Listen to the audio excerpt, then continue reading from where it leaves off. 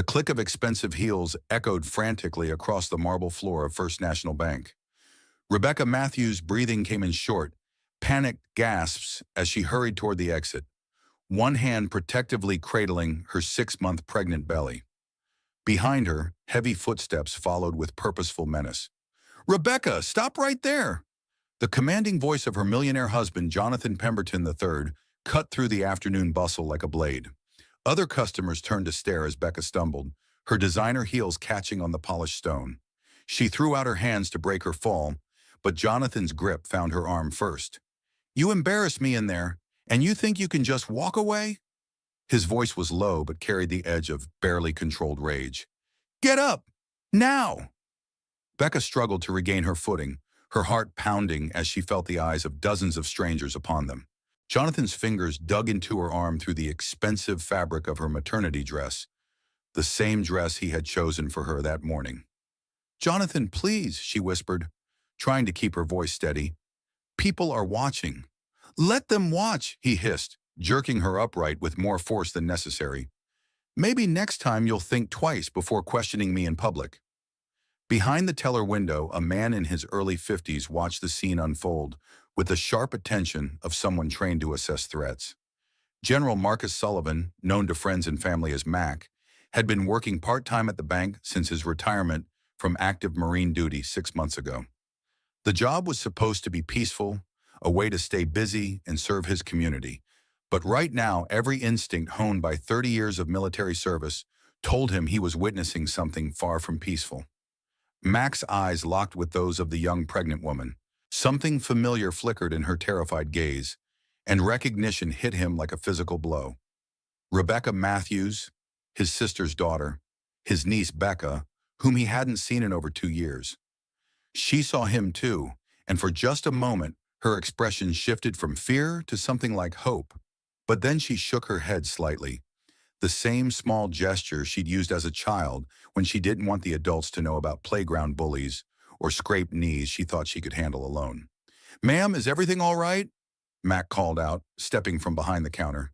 His voice carried the authority of someone accustomed to being obeyed, but his tone remained gentle. Jonathan's head snapped toward him, and Mac saw the calculated assessment in the younger man's eyes. Designer suit, perfect hair, manicured nails, and the kind of smooth confidence that came from never having to worry about consequences. "Everything's fine," Jonathan replied with the practiced smile of someone used to managing public perception. "My wife just had a little dizzy spell. Pregnancy, you know how it is." Mac's trained gaze swept over Becca's appearance. Pale skin, slight tremor in her hands, the way she held herself protectively, the fresh redness on her arm where Jonathan had gripped her. None of it spoke to a simple dizzy spell. "Mrs. Matthews," Max said, using her maiden name deliberately, "would you like to sit down for a moment? We have a comfortable office where you could rest." Becca's eyes widened at the use of her maiden name. Jonathan's grip on her arm tightened almost imperceptibly. "That won't be necessary," Jonathan answered for her, his smile never wavering. "We were just leaving. Come along, Rebecca." But Elena Rodriguez, the bank manager, had been watching the exchange from her office doorway. As a divorced mother who had once worn similar bruises and made similar excuses, she recognized domestic violence when she saw it. "Actually," Elena interjected, stepping forward with professional authority, "bank policy requires us to ensure all customers receive proper assistance if they appear unwell. Mrs. Matthews, please, let us help you to my office." Jonathan's mask slipped for just a fraction of a second, revealing the cold anger beneath.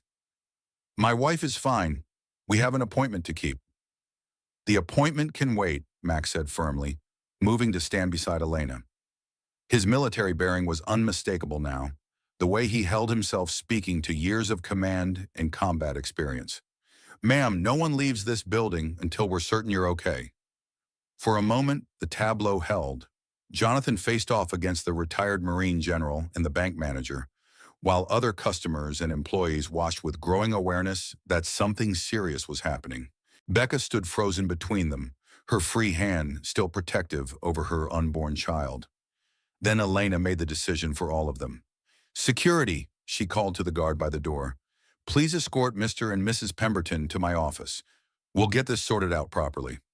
Jonathan's expression darkened, but with so many witnesses and the involvement of bank staff, he had little choice but to comply. As they moved toward Elena's office, Mac caught Becca's eye again. This time, she didn't shake her head. Instead, she mouthed a single word that chilled his blood. Help! In Elena's office, Becca sat in the leather chair across from the desk, while Jonathan stood behind her like a sentinel. Elena offered water and asked gentle questions about how Becca was feeling, but Jonathan answered each one, his hand resting possessively on his wife's shoulder. Mac knocked and entered without waiting for permission. I thought you might need medical attention, he said to Becca directly. I have paramedic training. That's not necessary, Jonathan said quickly. Rebecca has excellent private health care. We'll see her doctor if needed. When was the last time you saw your doctor, Mrs. Matthews? Mac asked, ignoring Jonathan entirely. Becca opened her mouth to speak, but Jonathan's fingers tightened on her shoulder. She saw Dr. Harrison last week. Everything was fine. Mac noticed Becca wince at the pressure. I wasn't asking you, sir. Mrs. Matthews, when did you last see your doctor? The question hung in the air. Elena watched carefully as Becca struggled with how to answer. Jonathan's presence loomed over her, but something about Mac's steady, patient demeanor seemed to give her strength. I haven't seen Dr. Harrison in 3 weeks, she whispered. Jonathan said we couldn't afford the appointments anymore. Mac's eyebrows rose. The man standing before him was clearly wealthy, from his expensive suit to his designer watch. Can't afford medical care. There have been some business complications, Jonathan said smoothly. Nothing that concerns anyone here. Everything concerning my niece concerns me, Max said quietly. The word hit the room like a thunderbolt. Jonathan's face went white, then flushed with anger.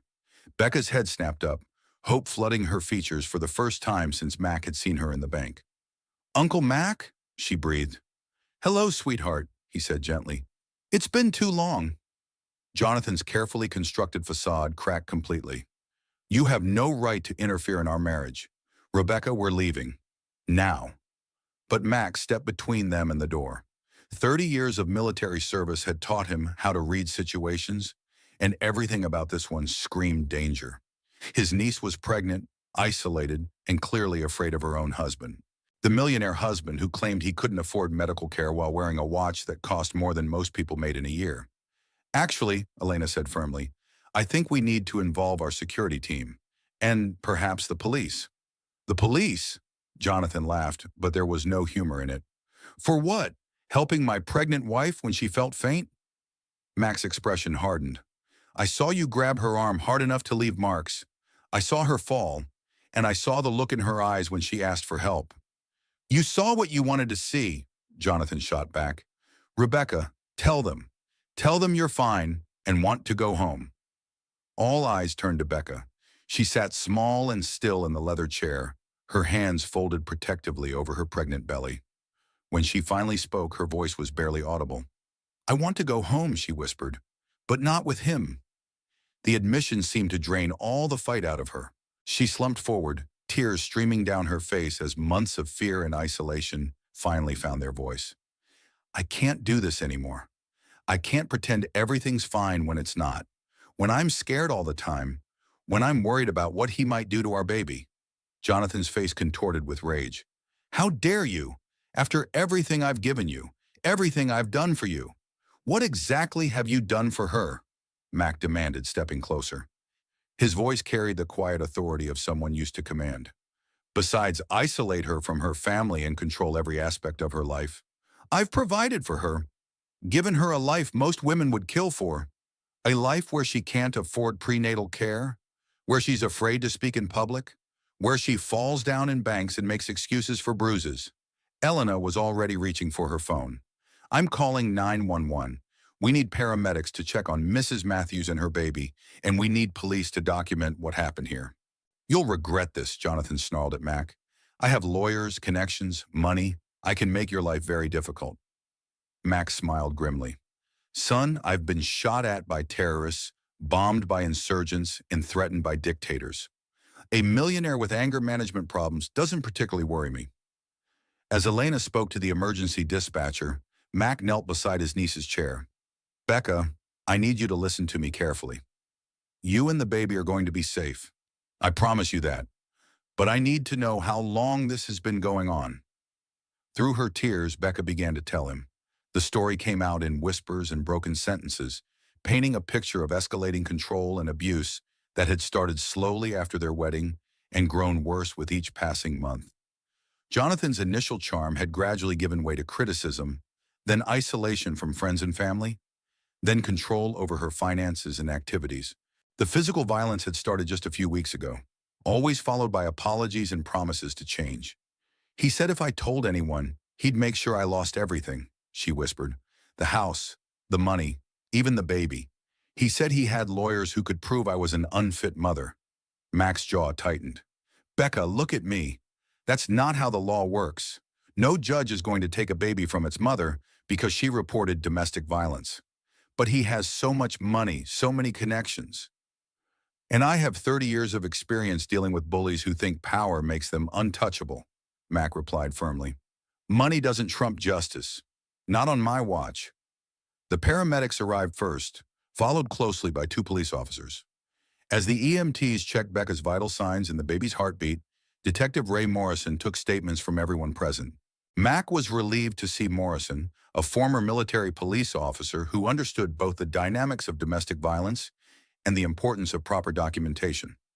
Jonathan's demeanor shifted again as he spoke to the detective, becoming the smooth, reasonable businessman once more.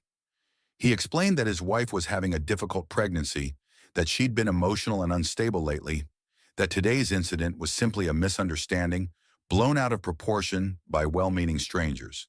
But Detective Morrison had seen it all before.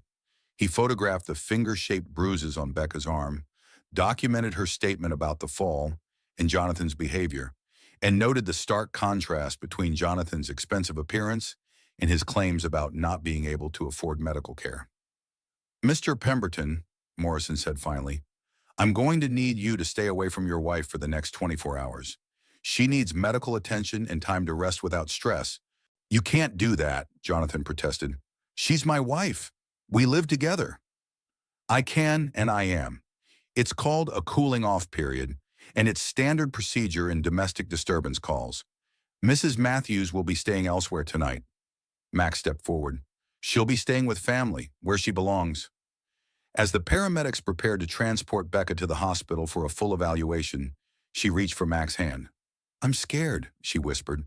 I know, sweetheart, but you're not alone anymore. Your grandmother Grace always said this family takes care of its own. That hasn't changed.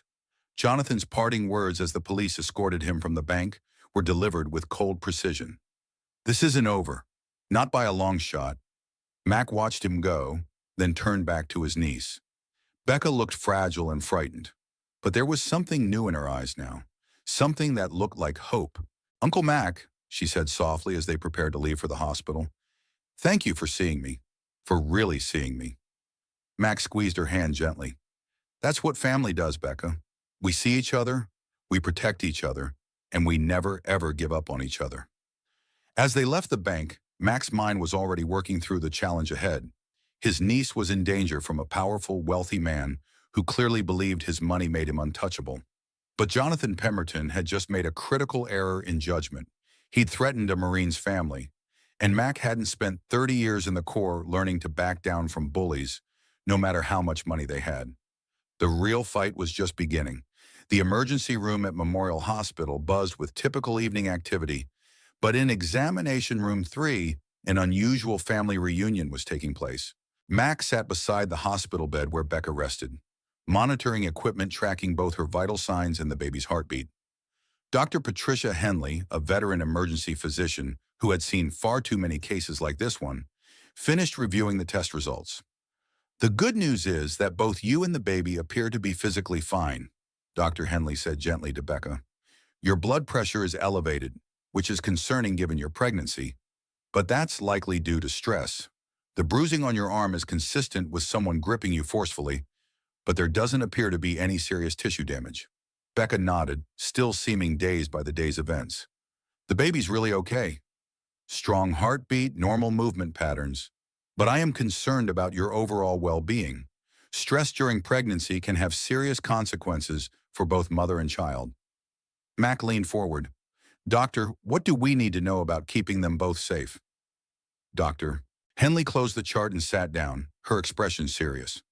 Mr. Sullivan, domestic violence typically escalates during pregnancy. The incidents become more frequent and more severe. Today's public confrontations suggest we're dealing with someone who's losing control of the situation. What does that mean for Becca? It means she's in more danger now than she was yesterday. The abuser's mask has slipped in public. He's been exposed, and that often leads to desperate attempts to regain control. The words hung heavy in the room. Becca closed her eyes, one hand resting on her belly. I should have stayed quiet. Should have just gone home with him. No, Max said firmly. You did exactly the right thing. The dangerous thing would have been to continue pretending everything was fine. Dr. Henley nodded. Mrs. Matthews, I've been treating domestic violence cases for 20 years. Silence never makes it better. It only gives the abuser more time to escalate. Soft knock interrupted them. Elena Rodriguez peered around the door. I hope it's okay that I came. I wanted to make sure you were all right. Of course, Max said, standing to offer her a chair. Elena, this is my niece, Rebecca Matthews. Becca, Elena is the bank manager who helped us today. Elena took Becca's hand gently. How are you feeling, dear? Confused, Becca admitted. This morning I was living one life, and now everything's different. I don't even know where I'm going to sleep tonight. Mac and Elena exchanged glances. It was Elena who spoke first. I might be able to help with that. I know this situation better than you might think. She rolled up her sleeve, revealing a faded scar that ran from her wrist to her elbow. My ex-husband gave me this with a broken beer bottle. Told me if I ever left him, he'd finish the job. Becca's eyes widened. Elena continued quietly. That was 8 years ago.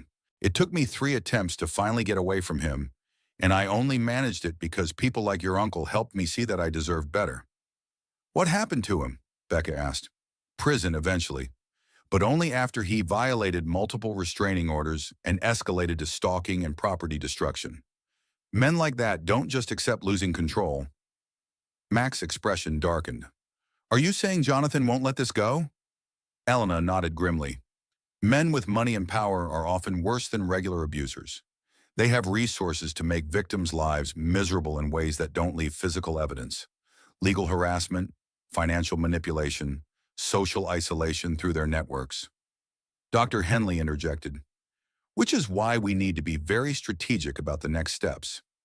Mrs. Matthews, do you have somewhere safe to stay?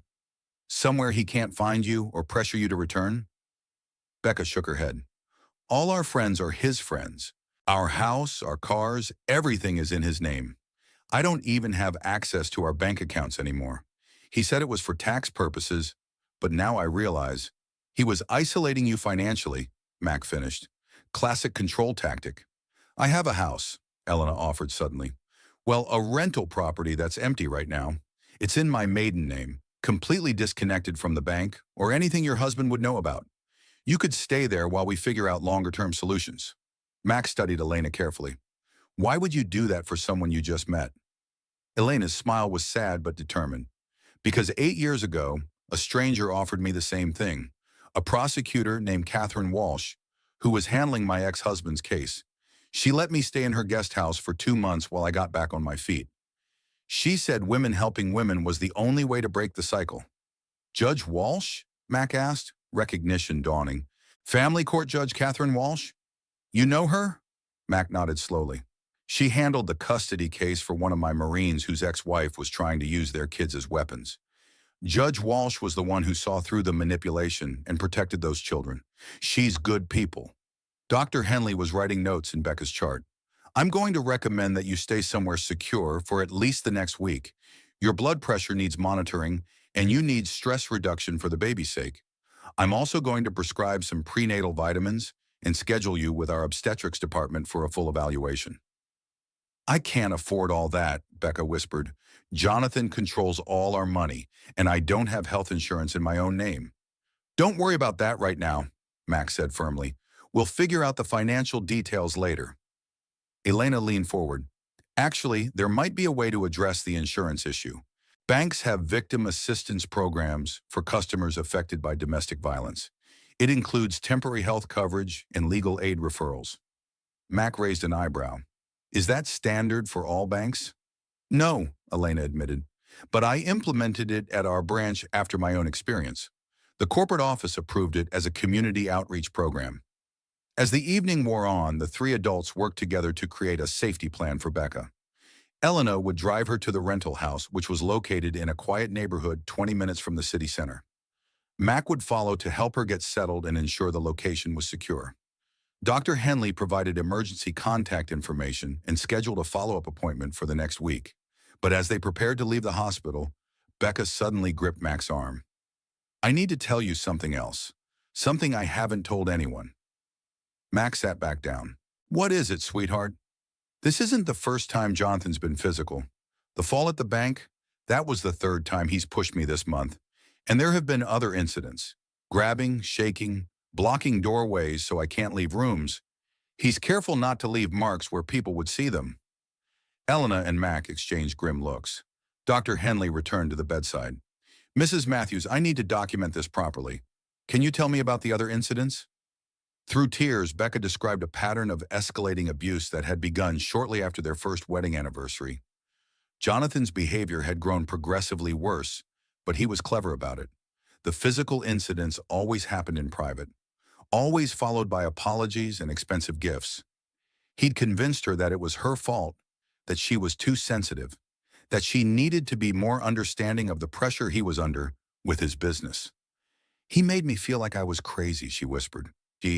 Like I was imagining things or making them worse than they were. That's called gaslighting, Elena said gently. It's a form of psychological abuse designed to make you question your own reality. Mac felt anger burning in his chest, but he kept his voice calm and steady. Becca, none of this is your fault, and you're not crazy. You're the victim of a carefully planned campaign of abuse. Dr. Henley finished her notes. I'm required by law to report this to the authorities as suspected domestic violence. Detective Morrison will receive a copy of my findings, which will support any legal action you decide to pursue. As they finally prepared to leave, Becca asked quietly, Uncle Mac, why didn't I see you at family gatherings? Grandma Grace always asks about you. Mac's expression grew troubled. Becca, I need to be honest with you. I stopped coming to family events because of Jonathan. What do you mean? The first time I met him, about 6 months after your wedding, something felt off. He was charming, polite, said all the right things. But there were little signs. The way he spoke for you, the way he steered conversations away from your opinions, the way he positioned himself physically to control your movements. Becca stared at him. Why didn't you say anything? I tried gently. I asked you privately if you were happy, if everything was okay. But you defended him, insisted everything was perfect, and he was smart about it. He never did anything obvious in front of family. So you stayed away? Mac nodded regretfully. I thought my presence was making things worse for you. Jonathan made it clear that he saw me as a threat, and I was worried that confronting him would result in him isolating you from the family completely. Elena touched Mac's shoulder. That's exactly what abusers count on. They make everyone around the victim feel like intervention will make things worse. I should have fought harder, Mac said quietly. Should have found a way to stay connected. Becca reached for his hand. Uncle Mac, you couldn't have known. And you were there when I needed you most. That's what matters.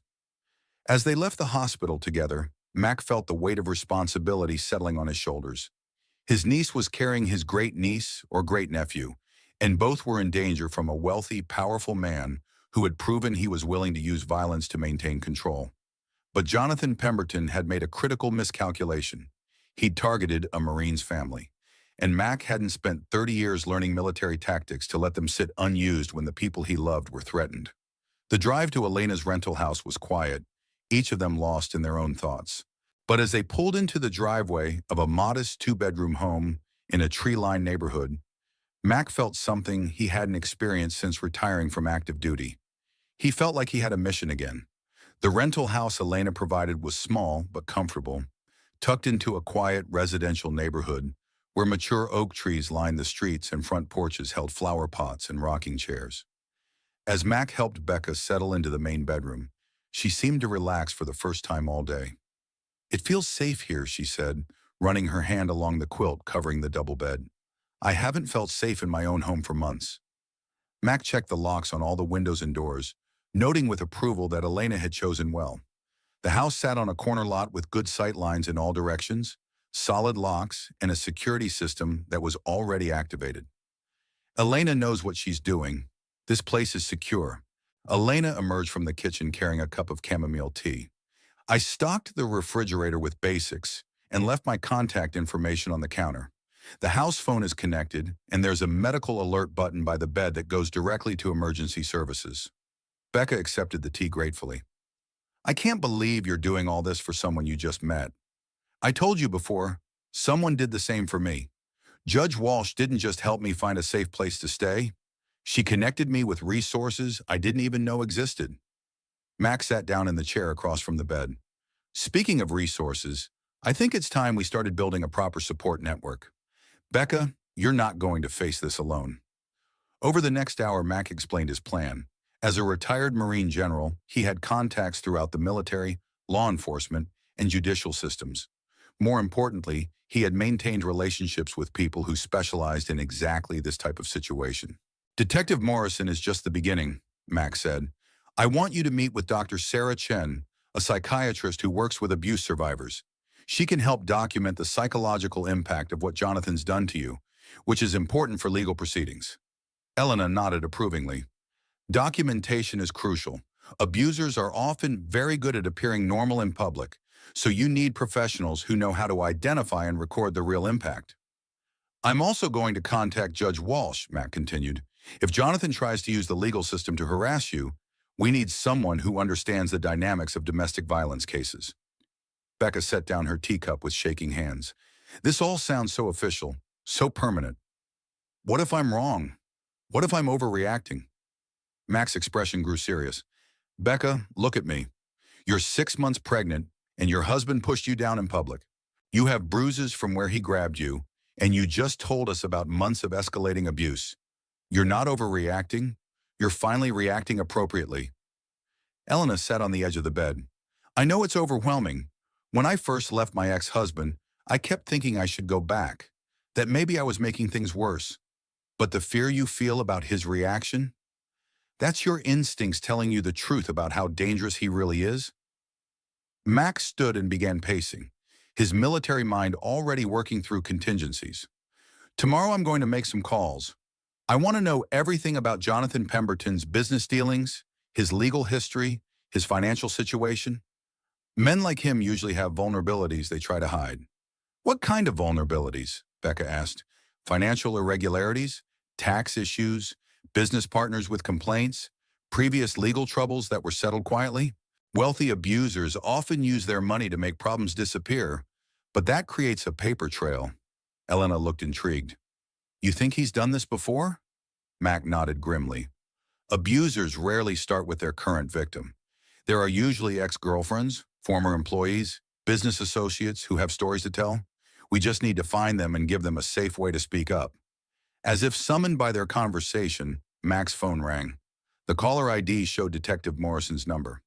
"Mac, I've got some information you need to hear," Morrison said without preamble when Mac answered. "Can you talk privately?" Mac stepped outside onto the front porch. "What did you find?" "Jonathan Pemberton has been on our radar before. 3 years ago, his ex-wife filed a domestic violence complaint, but dropped it the next week. 2 years ago, a former employee filed a workplace harassment complaint, but settled out of court with an NDA. Last year, there was a neighbor complaint about loud arguments and what sounded like someone being physically assaulted, but no one would make an official statement."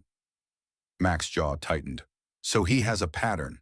A clear pattern, but he's smart about it. Good lawyers, quick settlements, NDAs, and enough money to make problems go away before they become public record." "What about the ex-wife? Amanda Brooks Pemberton reverted to her maiden name after the divorce. She's a lawyer now, works for a nonprofit that helps domestic violence victims.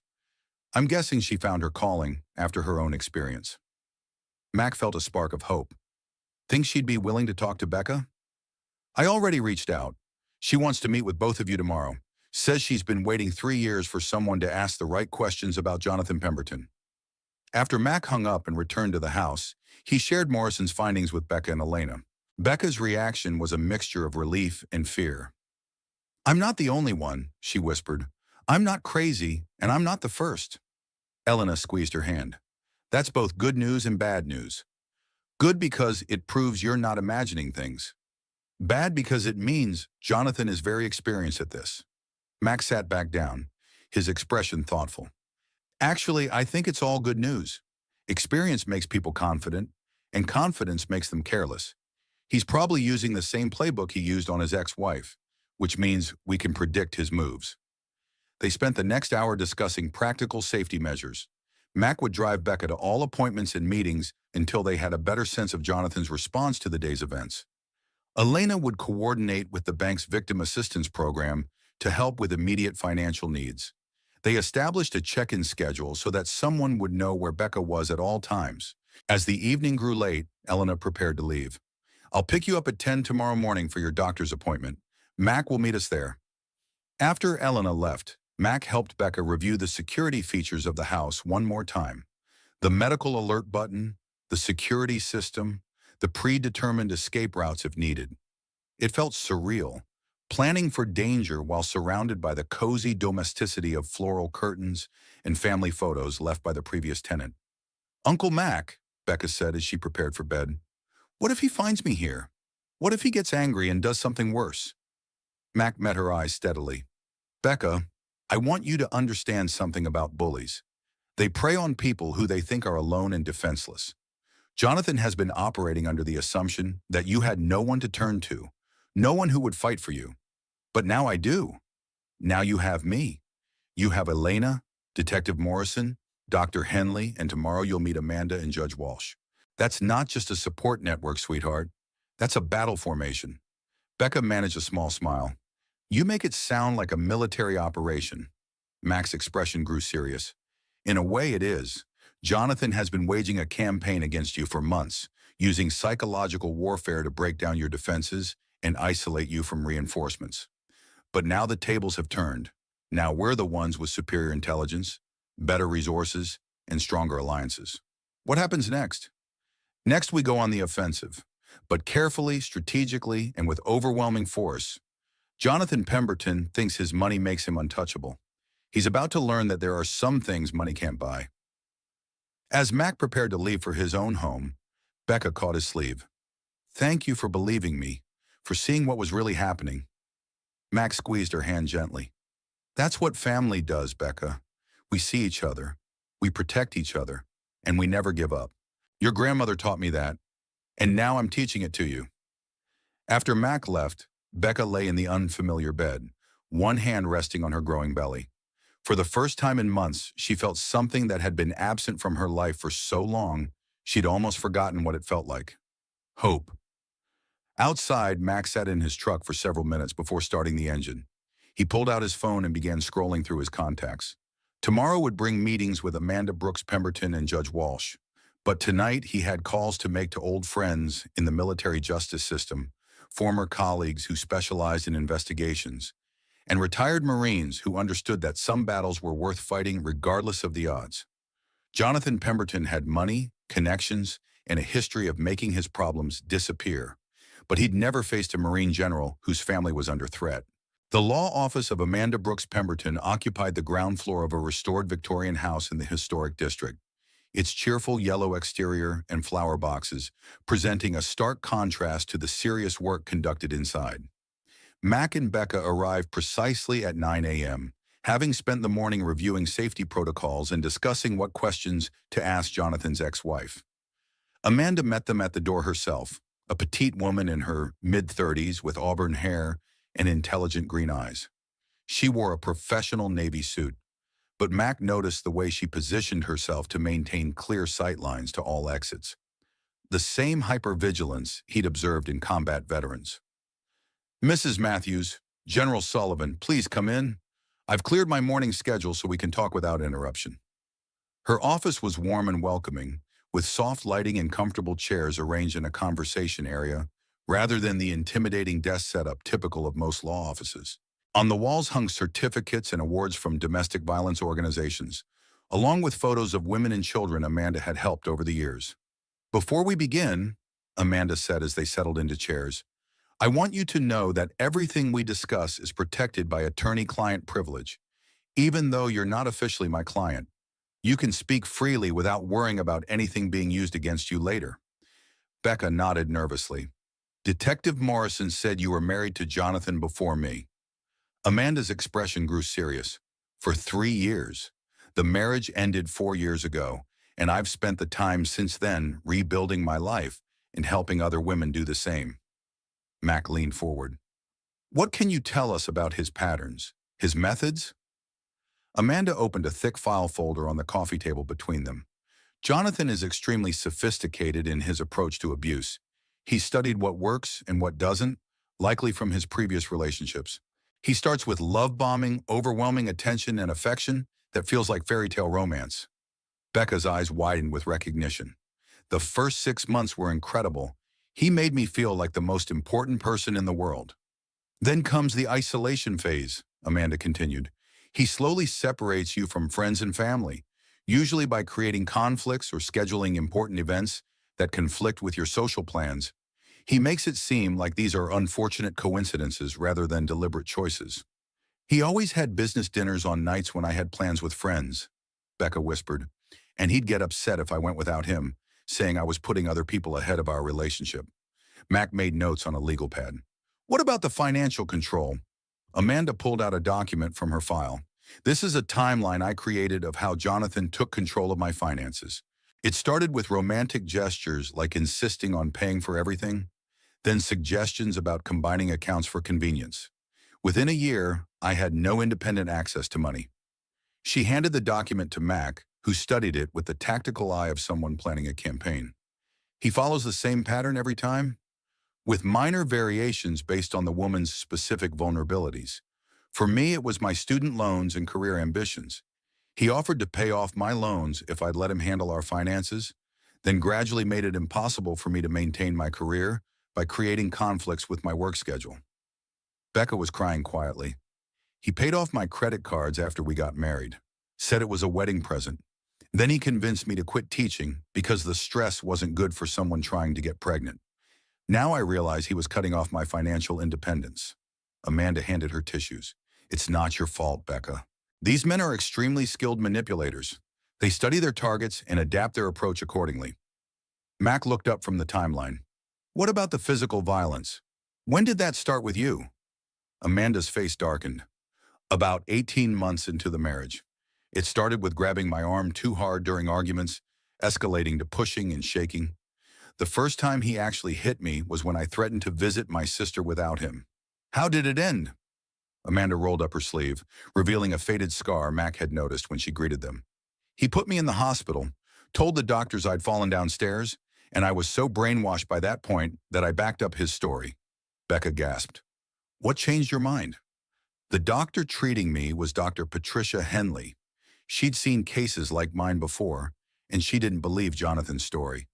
She connected me with resources and helped me understand that what was happening wasn't normal or acceptable." "Hala," Max smiled grimly. "Dr. Henley treated Becca yesterday. She's the one who insisted on proper documentation of the abuse."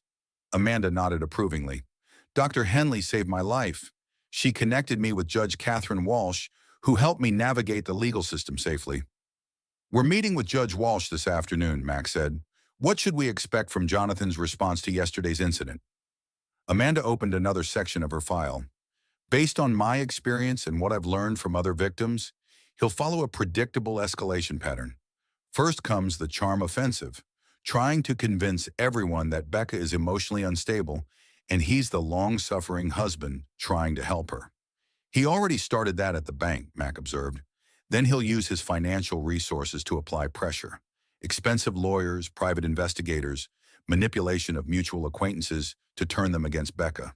He'll paint himself as the victim of a vindictive wife trying to steal his money." Becca looked terrified. "Can he really do that? Can he turn people against me?"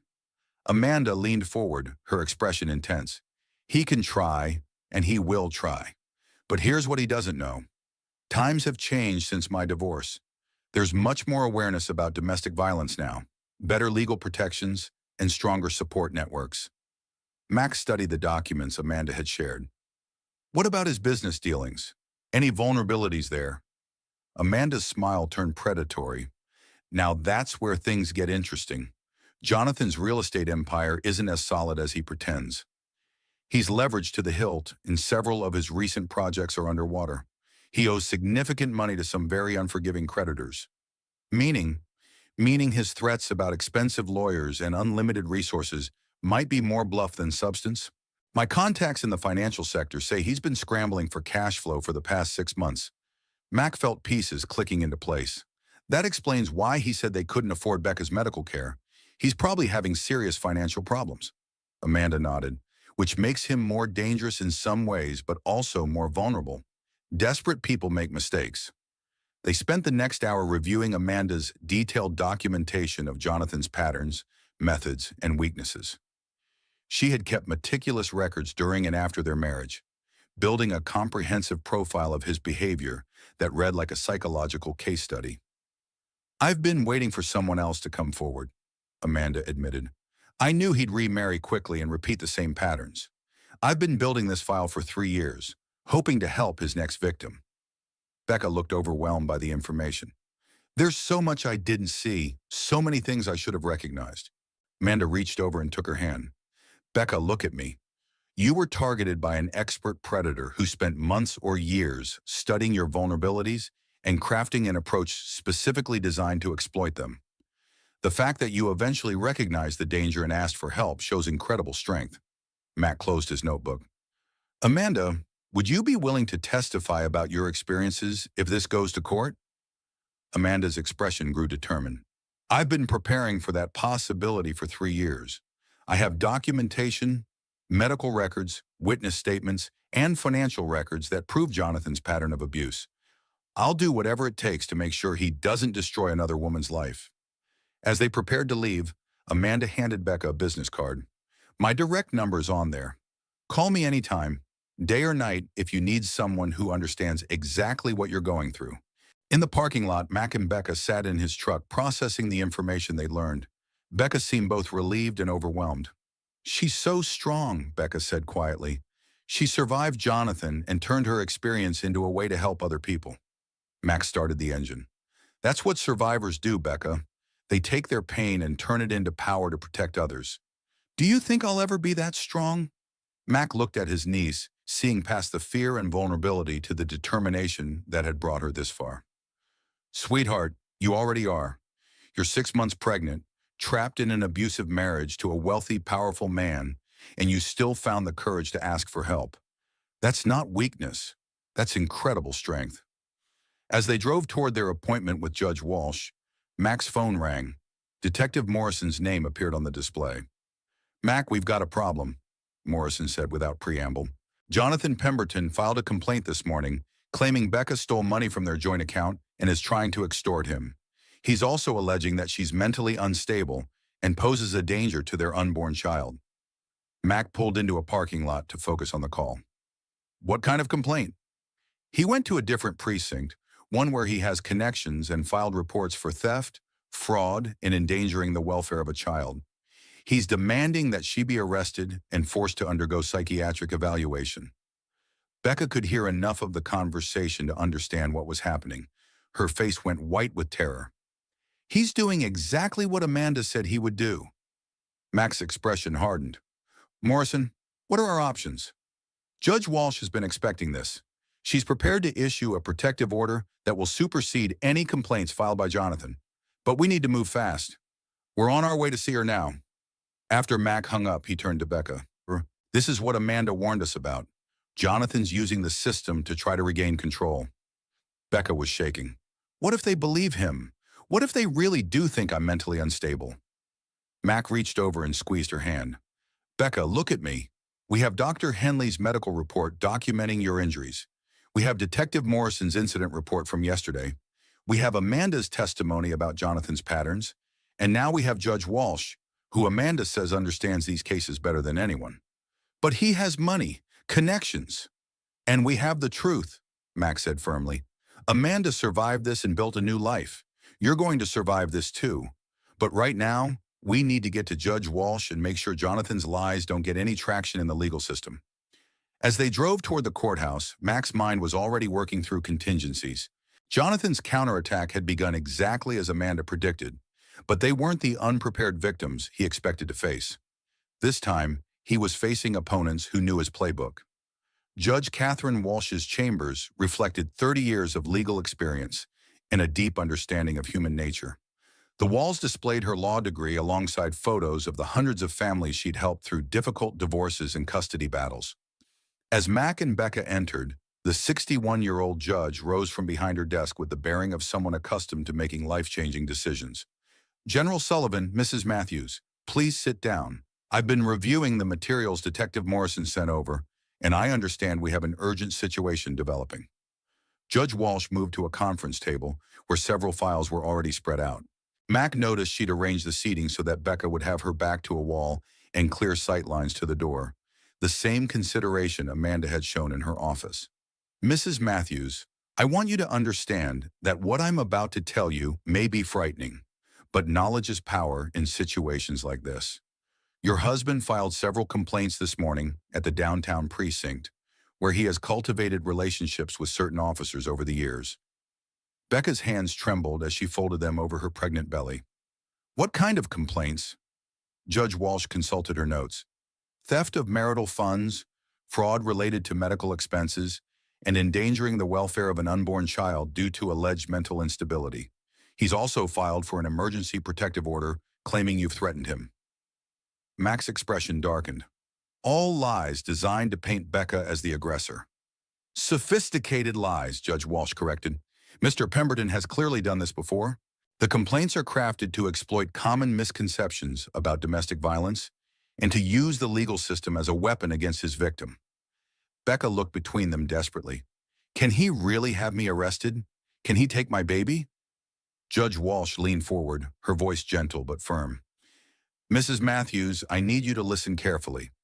These are scare tactics designed to force you to return to him voluntarily rather than face legal consequences. It's a form of legal abuse, and I've seen it many times before." She opened one of the files. "However, Mr. Pemberton made several critical errors in his filings. First, he claimed you withdrew money from accounts without authorization, but bank records show you've had no independent access to any accounts for over 8 months. Second, he claimed you've been erratic and violent, but there are no police reports, medical records, or witness statements supporting these claims." Mac nodded approvingly. "Meanwhile, we have extensive documentation of his abuse." "Exactly. Dr. Henley's medical report, Detective Morrison's incident report, photographs of your injuries, and witness statements from bank employees all contradict Mr. Pemberton's version of events." Judge Walsh stood and moved to her desk, returning with a document. "I'm issuing an emergency protective order that will prevent Mr. Pemberton from contacting you directly or indirectly, coming within 500 feet of your current residence, or accessing any shared assets until we can hold a full hearing." Becca's eyes widened. "You can do that?" "I can and I am. The protective order supersedes any complaints he filed and ensures your safety while we sort through the legal complexities." Max studied the document. "What about his allegations of theft and fraud?" "I've already spoken with the district attorney's office. Given the clear evidence of domestic violence and the suspicious timing of Mr. Pemberton's complaints, they're treating his allegations as potential legal harassment rather than legitimate criminal matters." Judge Walsh returned to her seat. "Mrs. Matthews, I need you to understand that this is likely to get worse before it gets better. Men like your husband don't accept losing control easily, especially when they have resources to fight back." As if summoned by her words, Mac's phone began ringing. The caller ID showed an unknown number. "Don't answer it," Judge Walsh advised. "All communication should go through legal channels now." The phone stopped ringing, then immediately started again. Then Becca's phone began buzzing with text messages. Judge Walsh nodded grimly. "It's starting. He's going to try to overwhelm you with contact attempts, making each one seem innocent, while the cumulative effect is harassment." Mac powered off both phones. "What's our next step?" "We document everything. Every phone call, every text message, every attempt at contact becomes evidence of violation of the protective order. Judge Walsh opened another file. I've also been in contact with Amanda Brooks Pemberton. She's provided extensive documentation of Mr. Pemberton's patterns from their marriage. Combined with the current evidence, we have a strong case for extending the protective order and pursuing criminal charges. Over the next hour, Judge Walsh explained the legal process ahead. There would be a hearing within 10 days where Jonathan could contest the protective order. Until then, he was legally prohibited from any contact with Becca or attempts to access their shared resources. Judge Walsh, Becca asked quietly, what if he doesn't follow the order? What if he comes to the house where I'm staying? Then he'll be arrested immediately. Violation of a protective order is a criminal offense, especially when it involves a pregnant woman. Mac leaned forward. Judge, based on your experience, what should we expect from Jonathan's legal team? Judge Walsh's expression grew serious. They'll try to paint Mrs. Matthews as an unstable gold digger who married Mr. Pemberton for his money and is now trying to extort him through false abuse allegations. They'll claim the pregnancy was planned to trap him financially. Becca gasped. That's not true. I loved him. I thought he loved me. I know, dear. But they'll use Mr. Pemberton's wealth and social standing to suggest that someone like him would never need to abuse anyone because he could have any woman he wanted. Mac's jaw tightened. Classic victim-blaming tactics. Unfortunately, yes. They'll also try to exclude evidence from his previous marriage, claiming it's irrelevant to the current case. That's where Amanda's documentation becomes crucial. As they prepared to leave, Judge Walsh handed Becca a folder containing copies of all the legal documents. Mrs. Matthews, I want you to remember that the legal system can be intimidating, but you're not facing it alone. You have advocates who understand exactly what you're going through. In the courthouse parking lot, Mac and Becca sat in his truck reviewing the protective order. The legal language was complex, but the essential message was clear. Jonathan was now legally prohibited from contacting or approaching Becca. I can't believe it's real, Becca said, staring at the document. For the first time in months, I have legal protection from him. Max started the engine. It's real, but it's also just the beginning. Jonathan's not going to accept this quietly. As if to prove his point, Mac's phone immediately began ringing again when he turned it back on. This time, the caller ID showed Jonathan's name directly. He's already violating the order, Mac observed, letting the call go to voicemail. Becca's phone also lit up with messages. He's texting me constantly, saying he loves me, that this is all a misunderstanding, that I'm hurting our baby by keeping us apart. Mac drove toward Elena's rental house, his mind working through the implications. Save all of those messages, but don't respond. Every contact attempt is evidence of violation. As they turned onto the quiet residential street where Becca was staying, Mac noticed an expensive black sedan parked across from the house. Becca, don't look, but there's a car that doesn't belong in this neighborhood. Becca stiffened. Do you think it's Jonathan? More likely a private investigator. Amanda warned us he'd use surveillance to try to build a case against you. Mac parked in the driveway and walked around to help Becca from the truck, making sure to position himself between her and the sedan. As they approached the front door, the sedan's engine started and it drove slowly away. Inside the house, they found Elena waiting with a concerned expression. I've been getting calls all morning from people asking about you, Becca. Someone's been spreading stories that you've had a nervous breakdown and are making false accusations against your husband. Mac nodded grimly. Jonathan's using his social network to control the narrative. Classic abuser tactic. Elena's eyes flashed with anger.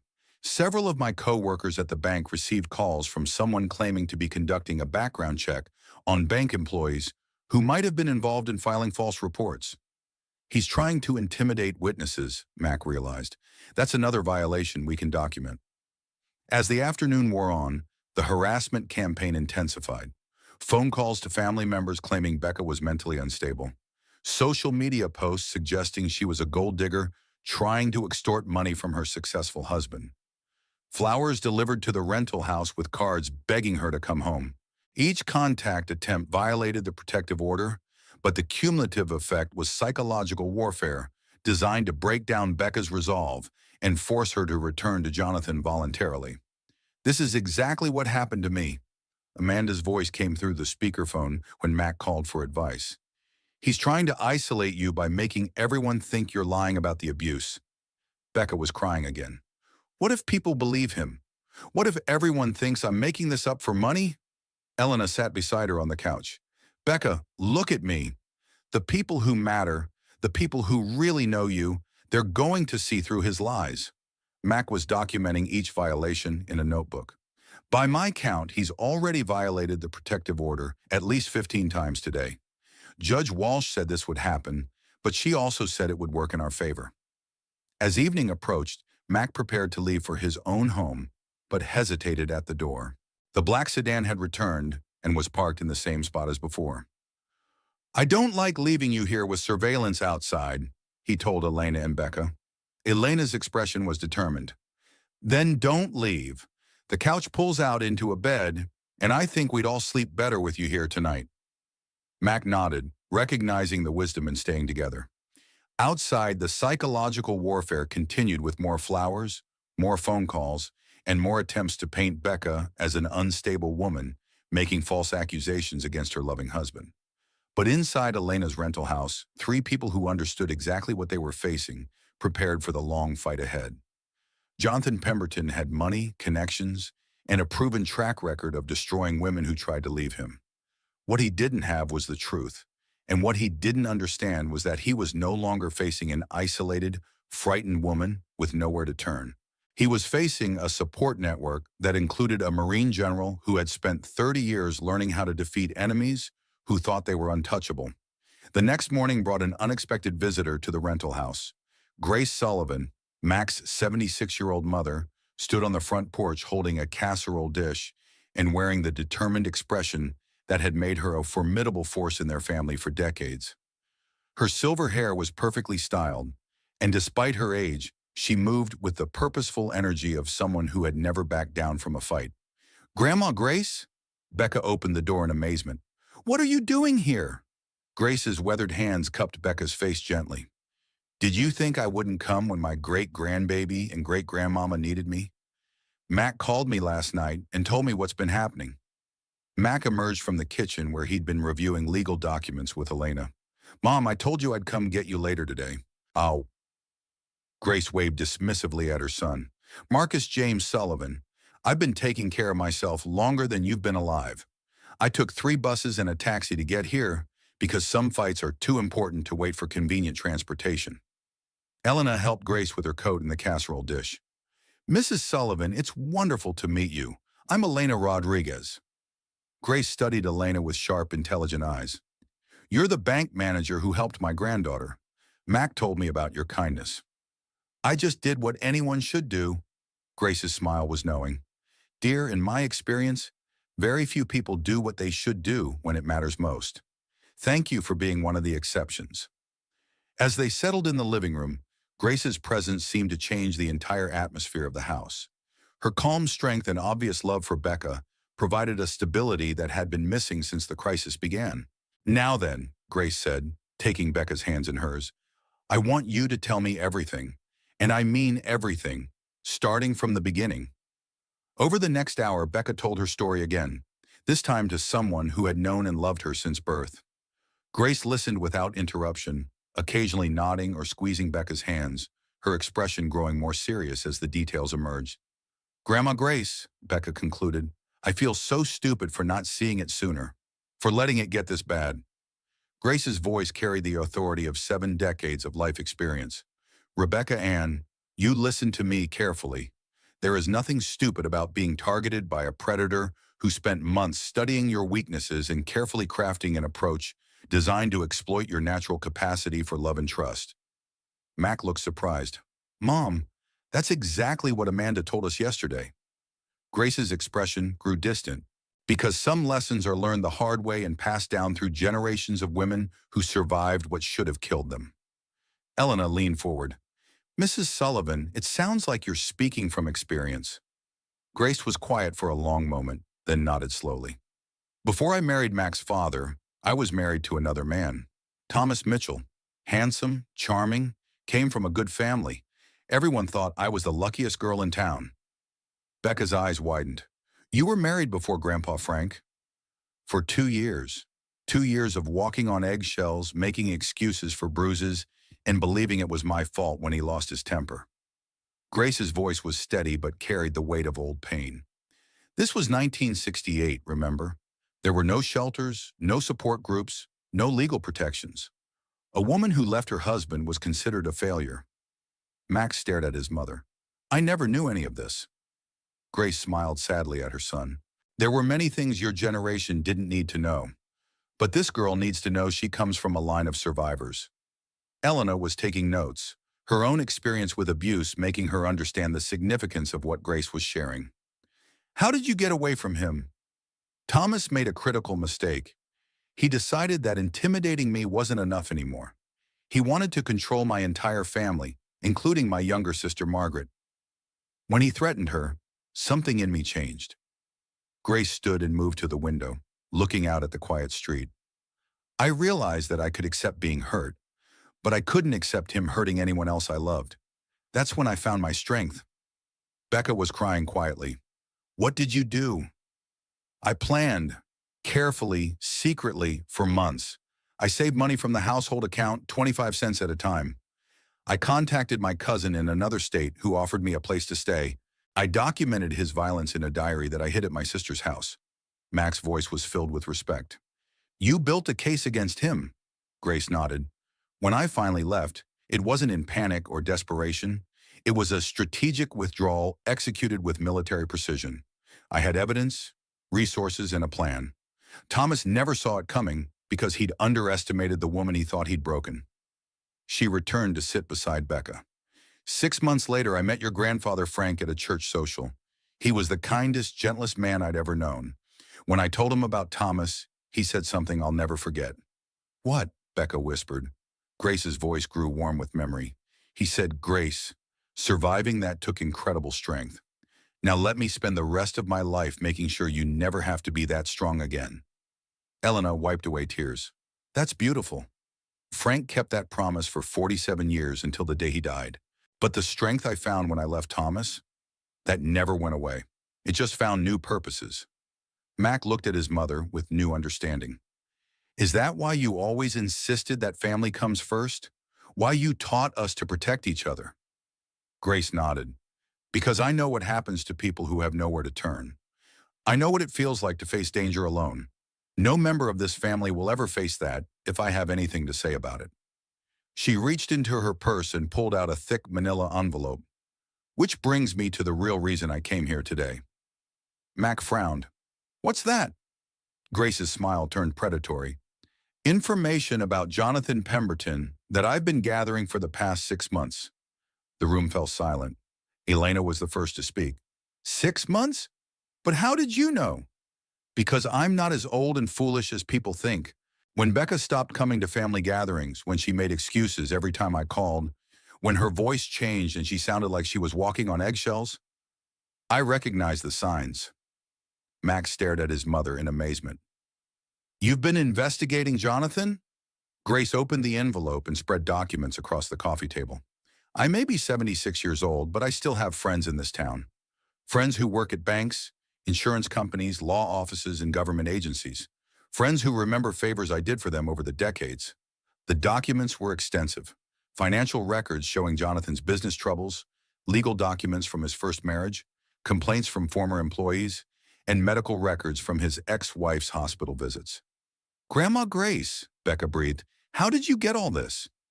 Dear, when you've lived as long as I have and helped as many people as I have, you learn that information is just another form of currency. And I've been very good at investing in relationships over the years. Elena studied the financial documents. These show he's been hiding assets and manipulating his business accounts to avoid paying proper support to his ex-wife. Mac examined legal papers. And these complaints from former employees paint a picture of workplace harassment and intimidation. Grace nodded with satisfaction. Jonathan Pemberton thinks he's very clever, using his money and connections to make problems disappear. But he's never dealt with a network of older women who've learned to protect each other. She pointed to one particular document. That's a psychological evaluation from his first divorce proceedings. The court-appointed psychologist identified clear patterns of narcissistic abuse and recommended supervised visitation with any future children. Becca's hands shook as she read the evaluation. He's done this before. Everything he did to me, he did to Amanda too. And he'll do it to the next woman if we don't stop him now, Grace said firmly. But this time is different because this time he's not facing an isolated victim. He's facing our entire family. Mac gathered the documents carefully. Mom, this is incredible. Judge Walsh and Detective Morrison need to see all of this. Grace's expression grew serious. They will. But first, I want Becca to understand something important. She took her granddaughter's hands again. Sweetheart, you didn't fail at marriage. You didn't make poor choices. You were targeted by a predator who has spent years perfecting his methods. The fact that you survived and asked for help shows incredible courage. But I stayed so long. I made excuses for him. Grace's voice was gentle but firm. I stayed with Thomas for 2 years, making the same excuses, believing the same lies. That doesn't make us weak, Becca. It makes us human. The strength isn't in never falling down. The strength is in getting back up and deciding to fight. Elena was organizing the documents. Mrs. Sullivan, this evidence could be crucial in protecting Becca and preventing Jonathan from hurting anyone else. Grace stood, her posture straight and determined despite her age. That's exactly the plan. Jonathan Pemberton has spent years believing that money and intimidation make him untouchable. He's about to learn that there are some forces in this world that can't be bought or bullied. Mac looked at his mother with profound respect. Mom, why didn't you ever tell us about your first marriage? Grace's smile was sad but wise. Because, my dear son, there's a difference between the stories we tell to inspire and the weapons we keep hidden for when they are needed most. Today, Becca needs both the inspiration and the weapons. As afternoon turned to evening, the four of them worked together to organize Grace's evidence and plan their next moves. Judge Walsh would receive copies of all documents. Detective Morrison would get the financial evidence. Amanda would help them understand how to use the psychological evaluation in legal proceedings. But more than the practical value of the information, Grace's presence had given Becca something she'd been missing for months, the absolute certainty that she belonged to a family that would fight for her no matter what. Grandma Grace, Becca said as they prepared dinner together, do you think I'll ever be as strong as you are? Grace smiled, her weathered hands gentle as she helped Becca chop vegetables. Sweetheart, you already are. You just haven't had the chance to see it yet. Outside, the black sedan had returned to its surveillance position. But inside Elena's rental house, 4 people who understood exactly what they were facing continued building the case that would finally hold Jonathan Pemberton accountable for decades of abuse. The millionaire thought he was hunting an isolated, frightened woman. He had no idea he was actually facing 3 generations of women who had learned that survival wasn't enough. Sometimes you had to fight back. Detective Morrison arrived at Elena's rental house early the next morning, his expression grim as he reviewed the surveillance footage from his unmarked car. The black sedan had been replaced by a gray SUV, and there had been at least 3 different vehicles monitoring the house throughout the night. Professional surveillance, he confirmed as he spread photos across Elena's kitchen table. Multiple vehicles, rotating shifts, long-range cameras. Jonathan's not just having you watched, he's building a comprehensive intelligence file. Max studied the photos with a tactical eye. These aren't private investigators. This is corporate security-level surveillance. Grace looked up from her morning coffee. How can you tell the difference? Equipment, technique, coordination. Private investigators usually work alone or in pairs. This is a team operation with military-style precision. Elena frowned. Where would Jonathan get access to that level of surveillance? Detective Morrison consulted his notes. That's what I spent yesterday evening finding out. Jonathan's real estate company has contracts with Blackwater Security Solutions, a firm that specializes in corporate espionage and executive protection. Becca felt her blood run cold. He's using his business resources to stalk me? It's worse than that, Morrison continued. Blackwater's client list includes several Fortune 500 companies that have used their services for what they call reputation management during legal disputes. Mac's expression darkened. Reputation management meaning what exactly? digging up dirt on opposing parties, intimidating witnesses, manipulating media coverage. It's legal corporate espionage dressed up as legitimate business services. Grace set down her coffee cup with a sharp click. So Jonathan's not just fighting this battle himself. He's hired professional reputation destroyers. Morrison nodded. Yesterday afternoon, several of Becca's former teaching colleagues received calls from someone claiming to be a journalist writing a story about teacher misconduct. The caller was fishing for negative information about Becca's performance or personal life. Becca started crying. He's going to destroy my reputation so no one will believe me about the abuse. Elena reached over and squeezed her hand. Only if we let him. But we know what he's doing now, which means we can counter it. Mac was already thinking strategically. Morrison, what legal recourse do we have against this surveillance and harassment campaign? That's where things get interesting. Blackwater's surveillance activities violate several provisions of the protective order. Professional stalking is still stalking, regardless of who's paying for it. Morrison opened his laptop and showed them a series of documents. Judge Walsh issued warrants this morning for all surveillance equipment and files. Blackwater has to turn over every photo, video, and report they've compiled on Becca. Grace leaned forward with interest. Can they refuse to comply? They can try, but they're already on thin ice with the state licensing board for previous ethical violations. Judge Walsh made it clear that non-compliance would result in immediate suspension of their operating license. Max smiled grimly. Sometimes having friends in the system pays off. As Morrison packed up his materials, his phone rang. After a brief conversation, he hung up with a satisfied expression. That was Blackwater's attorney. They're complying with the warrants and terminating their contract with Jonathan Pemberton effective immediately. Elena raised an eyebrow. That was fast. Judge Walsh has a reputation in legal circles. Companies that ignore her orders tend to find themselves facing very expensive federal investigations. After Morrison left, the house felt different. The constant surveillance had been broken, and for the first time in days, Becca could look out the windows without seeing unfamiliar cars watching her. But Mac knew this was just the beginning of Jonathan's escalation, not the end. His phone rang, displaying Amanda's number. Mac, we have a problem, Amanda said immediately. Jonathan's attorneys have filed a motion claiming Becca is mentally incompetent and requesting emergency custody of the unborn child. Mac put the phone on speaker so everyone could hear. On what grounds? They're claiming her allegations of abuse are evidence of postpartum depression that started during pregnancy. They have a psychiatrist who's willing to testify that her behavior indicates severe mental illness that poses a danger to the baby. Becca gasped. But I've never even seen a psychiatrist. How can someone testify about my mental state without ever examining me? Amanda's voice was tight with anger. It's called a paper diagnosis, based on reviewing reports and statements from people who know you.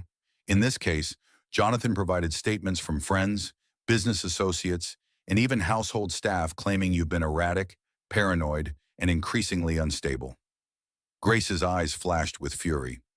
More lies designed to turn the system against her. The hearing is scheduled for tomorrow morning, Amanda continued. Judge Walsh managed to keep it in her courtroom, but we need to be prepared for Jonathan's legal team to pull out every dirty trick they know. Mac was already moving toward his laptop. What do we need to counter their claims? Professional psychological evaluation showing Becca's mental competency, medical evidence that her allegations of abuse are credible, and testimony from people who can contradict Jonathan's character witnesses. Elena stood up decisively. I can testify about what I witnessed at the bank, and I know other bank employees who saw the same thing. Grace reached for her purse. I can provide character testimony about Becca's mental stability and family history, and I have more documents that might be useful. Mac looked at his mother curiously.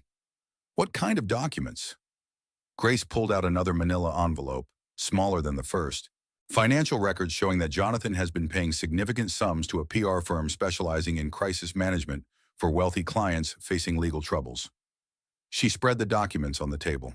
He's not just using Blackwater for surveillance. He's hired professionals to orchestrate a complete character assassination campaign. Amanda's voice came through the speaker. This is exactly what he did during our divorce. Suddenly, all our mutual friends were hearing stories about my alleged drinking problem, my supposed affairs, my supposed history of lying and manipulation. Becca looked overwhelmed. How do we fight against professional reputation destroyers? Max studied Grace's documents with growing anger. We fight with the truth, supported by documentation and credible witnesses. Amanda's voice continued.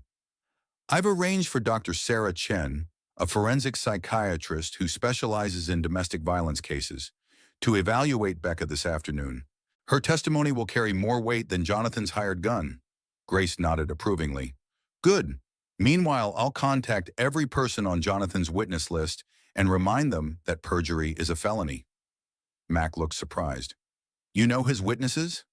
Grace's smile was predatory. Marcus, dear, I've lived in this town for 76 years.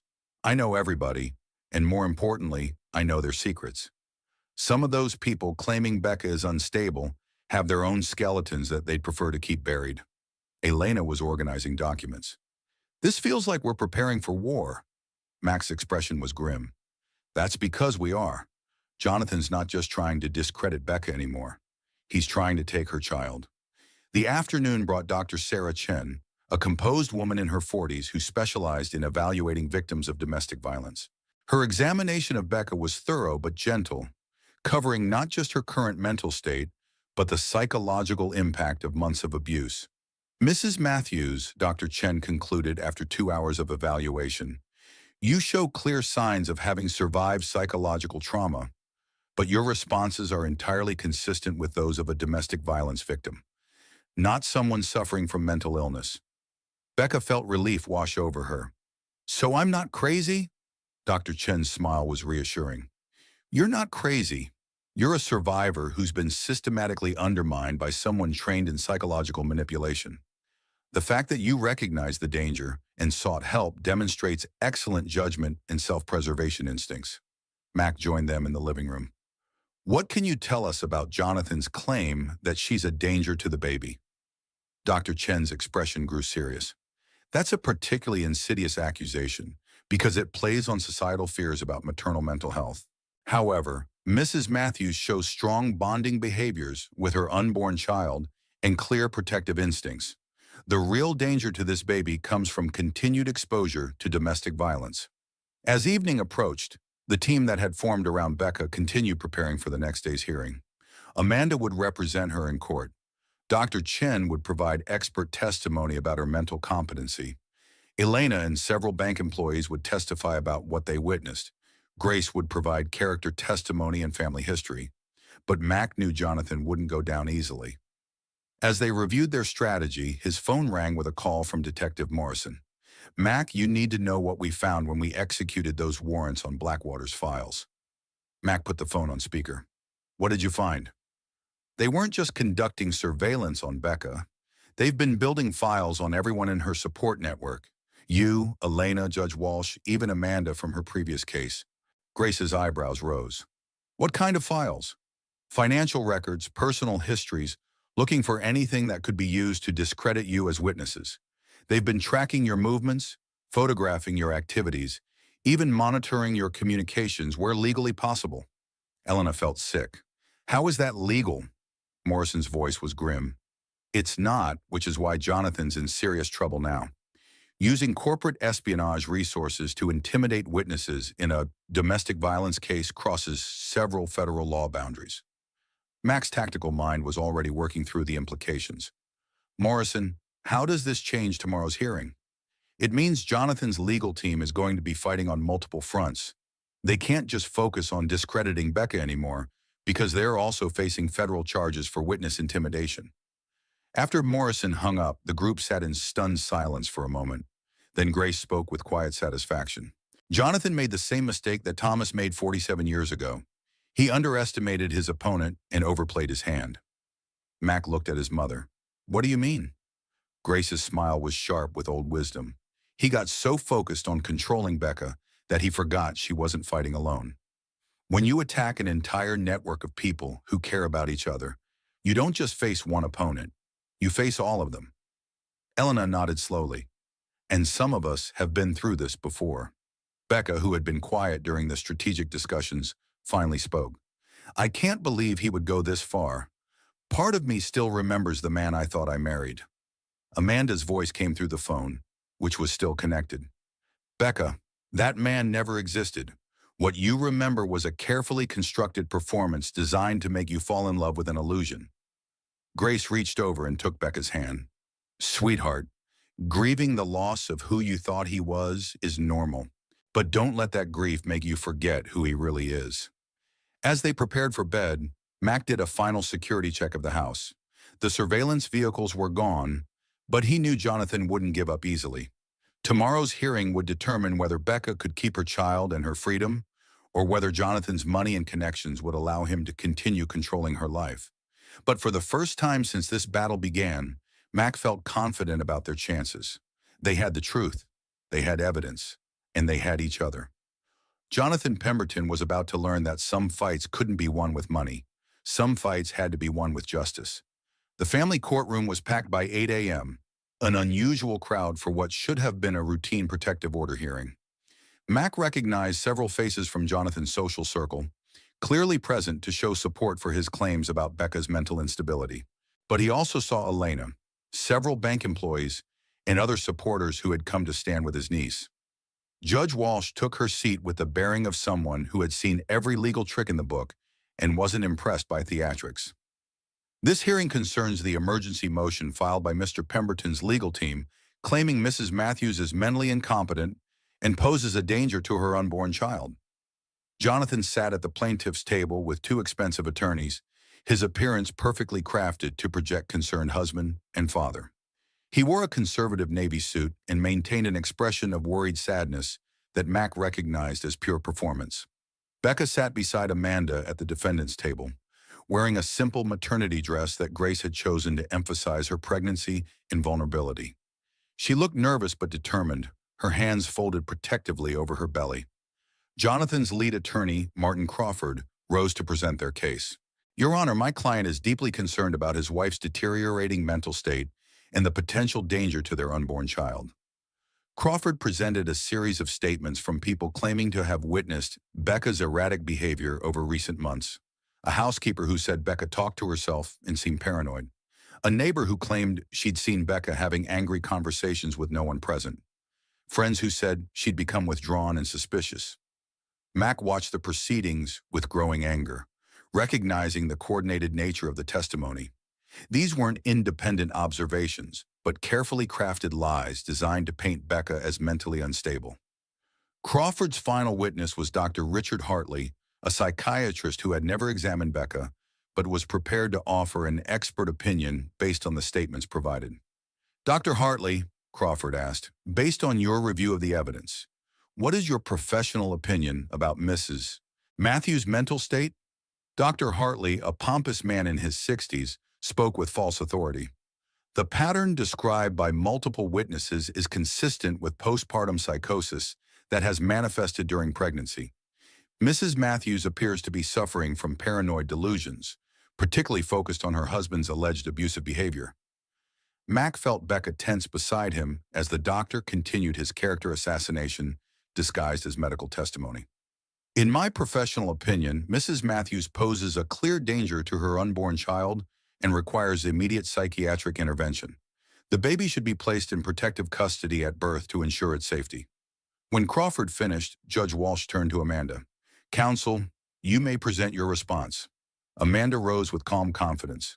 Your Honor, the plaintiff's case is built entirely on fabricated testimony and junk science designed to weaponize the legal system against a domestic violence victim. She called Elena as her first witness. Elena testified about what she had observed at the bank. Jonathan's aggressive behavior, Becca's visible injuries, and the clear signs of domestic violence that she recognized from her own experience. Next came Dr. Patricia Henley, who described Becca's medical condition after the bank incident and provided professional documentation of the abuse injuries. Dr. Henley, Amanda asked, in your medical opinion, did Mrs. Matthews show any signs of mental illness or incompetency when you treated her? None whatsoever. She was traumatized and frightened, which are normal responses to domestic violence, but she was completely lucid, coherent, and appropriately concerned for her baby's welfare. Amanda's final witness was Dr. Sarah Chen, whose forensic psychiatry credentials far exceeded those of Jonathan's hired expert.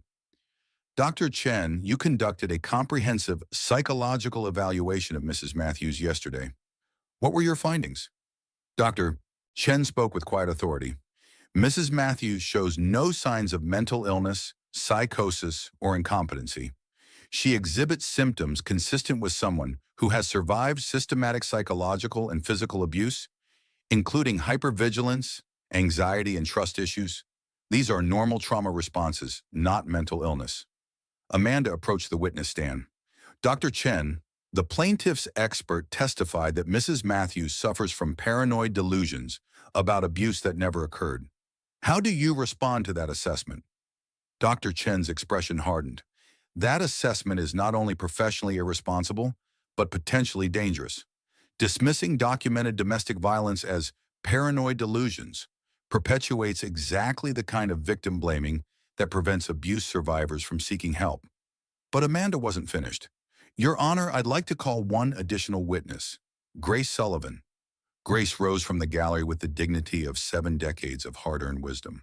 As she took the oath, Mac noticed several people in Jonathan's section shift uncomfortably in their seats. Mrs. Sullivan, Amanda began, you are Mrs. Matthews' grandmother and have known her since birth. Can you tell the court about her mental stability and character? Grace's voice carried the authority of absolute truth. Rebecca has always been one of the most level-headed, responsible young women I've ever known. She was an excellent teacher, beloved by her students and respected by her colleagues. Mrs. Sullivan, have you observed any changes in your granddaughter's behavior over the past year? Grace's expression grew sad but determined. Yes, I have. She became withdrawn, anxious, and isolated from her family. Having survived domestic violence myself in my younger years, I recognized the signs immediately. A murmur ran through the courtroom. Jonathan's attorney objected, but Judge Walsh allowed the testimony to continue. Mrs. Sullivan, the plaintiff, has presented testimony from multiple witnesses, claiming Mrs. Matthews has exhibited erratic behavior. How do you respond to those claims? Grace turned to look directly at Jonathan's supporters in the gallery. I've lived in this community for 76 years. I know most of the people who testified against my granddaughter, and I know what kind of pressure wealthy men can apply to ensure favorable testimony. Amanda smiled slightly. Are you suggesting the witnesses committed perjury? I'm suggesting that people sometimes say what they're paid to say or what they're threatened into saying. But I'm also suggesting that lies have a way of catching up with people. Grace reached into her purse and pulled out a small recording device, especially when those lies are contradicted by recorded conversations. Jonathan's lead attorney jumped to his feet. Objection! This evidence wasn't disclosed during discovery. Judge Walsh looked intrigued. Mrs. Sullivan, what exactly is on that recording? Grace's smile was sharp with satisfaction. A conversation I had yesterday evening with Mrs. Patricia Henderson, who testified that she witnessed my granddaughter's erratic behavior. In this conversation, Mrs. Henderson admits that she was paid $5,000 by Mr. Pemberton's representatives to provide false testimony. The courtroom erupted. Jonathan's face went white as his carefully constructed case began crumbling around him. Judge Walsh called for order and demanded to hear the recording. Mrs. Henderson's voice came through clearly. Grace, I'm so sorry. I needed the money for my mother's medical bills, but I know what I did was wrong. Jonathan's people said they just needed me to describe some odd behavior, that it would help him get custody of the baby for its own protection. As the recording continued, Mrs. Henderson described how she had been coached on what to say, provided with specific details about Becca's supposed erratic behavior, and warned not to discuss her testimony with anyone. When the recording ended, Judge Walsh's expression was thunderous. Mr. Crawford, I'm ordering an immediate investigation into witness tampering and perjury in this case. But Amanda wasn't finished with her surprise evidence. Your Honor, I have additional recordings of similar conversations with other witnesses who were paid to provide false testimony against Mrs. Matthews. Jonathan started to rise from his seat, but his attorney grabbed his arm. Matt could see the panic in the millionaire's eyes as he realized his carefully orchestrated plan was collapsing. Judge Walsh called for a recess to review the new evidence. In the hallway outside the courtroom, Jonathan finally lost his composure completely. This is insane, he shouted at his attorneys. How could that old woman have recordings? How could she have known to record those conversations?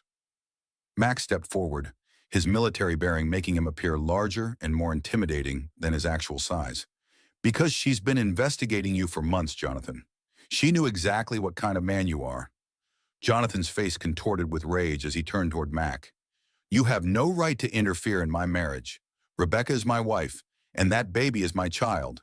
Actually, Detective Morrison's voice came from behind them as he approached with two uniformed officers. Mrs. Matthews is a domestic violence victim under the protection of the court, and you've been violating that protection repeatedly. Morrison held up an arrest warrant. Jonathan Pemberton, you're under arrest for witness tampering, perjury, conspiracy to commit fraud, and violation of a protective order. As the handcuffs clicked around Jonathan's wrists, he continued shouting, "This won't stick! I have the best lawyers money can buy. I'll destroy all of you." Max stepped closer, his voice quiet but carrying the authority of 30 years of military command. Son, you just threatened witnesses and court officers in front of multiple law enforcement personnel. The best lawyers in the world can't fix that level of stupid. When court reconvened, Judge Walsh had reviewed all of Grace's recordings and supporting documentation. Her ruling was swift and decisive. The evidence clearly shows that the plaintiff orchestrated a campaign of witness tampering and perjury designed to manipulate this court into removing a child from its mother based on fabricated claims of mental illness. She turned toward the table where Jonathan's attorney sat alone, their client having been led away in handcuffs. Not only is the motion for emergency custody denied, I'm extending the protective order indefinitely and referring this matter to the district attorney for prosecution of multiple felony charges. Judge Walsh's expression softened as she looked at Becca. Mrs. Matthews, I want you to understand that this court recognizes you as a victim of domestic violence who showed remarkable courage in seeking help. Your child will remain with you, and the state will provide whatever resources you need to ensure both your safety. As they left the courthouse, Becca was crying with relief while Grace maintained the satisfied expression of someone whose careful planning had achieved perfect results. Grandma Grace, Max said as they walked to their cars, how did you know to record those conversations? Grace's smile was mysterious. Marcus, when you've lived as long as I have and seen as much as I've seen, you learn to prepare for every possibility. I've been recording conversations with suspicious people for decades. Elena shook her head in amazement. You single-handedly destroyed Jonathan's entire legal strategy. Grace's expression grew serious. I didn't do it single-handedly. We all did it together. That's what family means, what community means. We protect each other. As they drove back to the rental house, Mac reflected on the morning's events. Jonathan's arrest had been broadcast on local news, and his reputation was in ruins. The expensive lawyers, the paid witnesses, the professional surveillance, all of it had backfired spectacularly. But more than Jonathan's downfall, Mac was amazed by the network of people who had rallied to protect Becca. Elena, who had recognized abuse from her own experience. Amanda, who had turned her survival into advocacy for others. Dr. Henley, who had documented the truth despite potential professional consequences. Judge Walsh, who had seen through the manipulation and protected the victim. And most of all, Grace, who had spent months quietly building an unshakable case based on truth and justice. Jonathan Pemberton had thought he could use his wealth and connections to destroy an isolated, frightened woman. Instead, he had discovered that some women aren't as isolated as they appear, and some fights can't be won with money.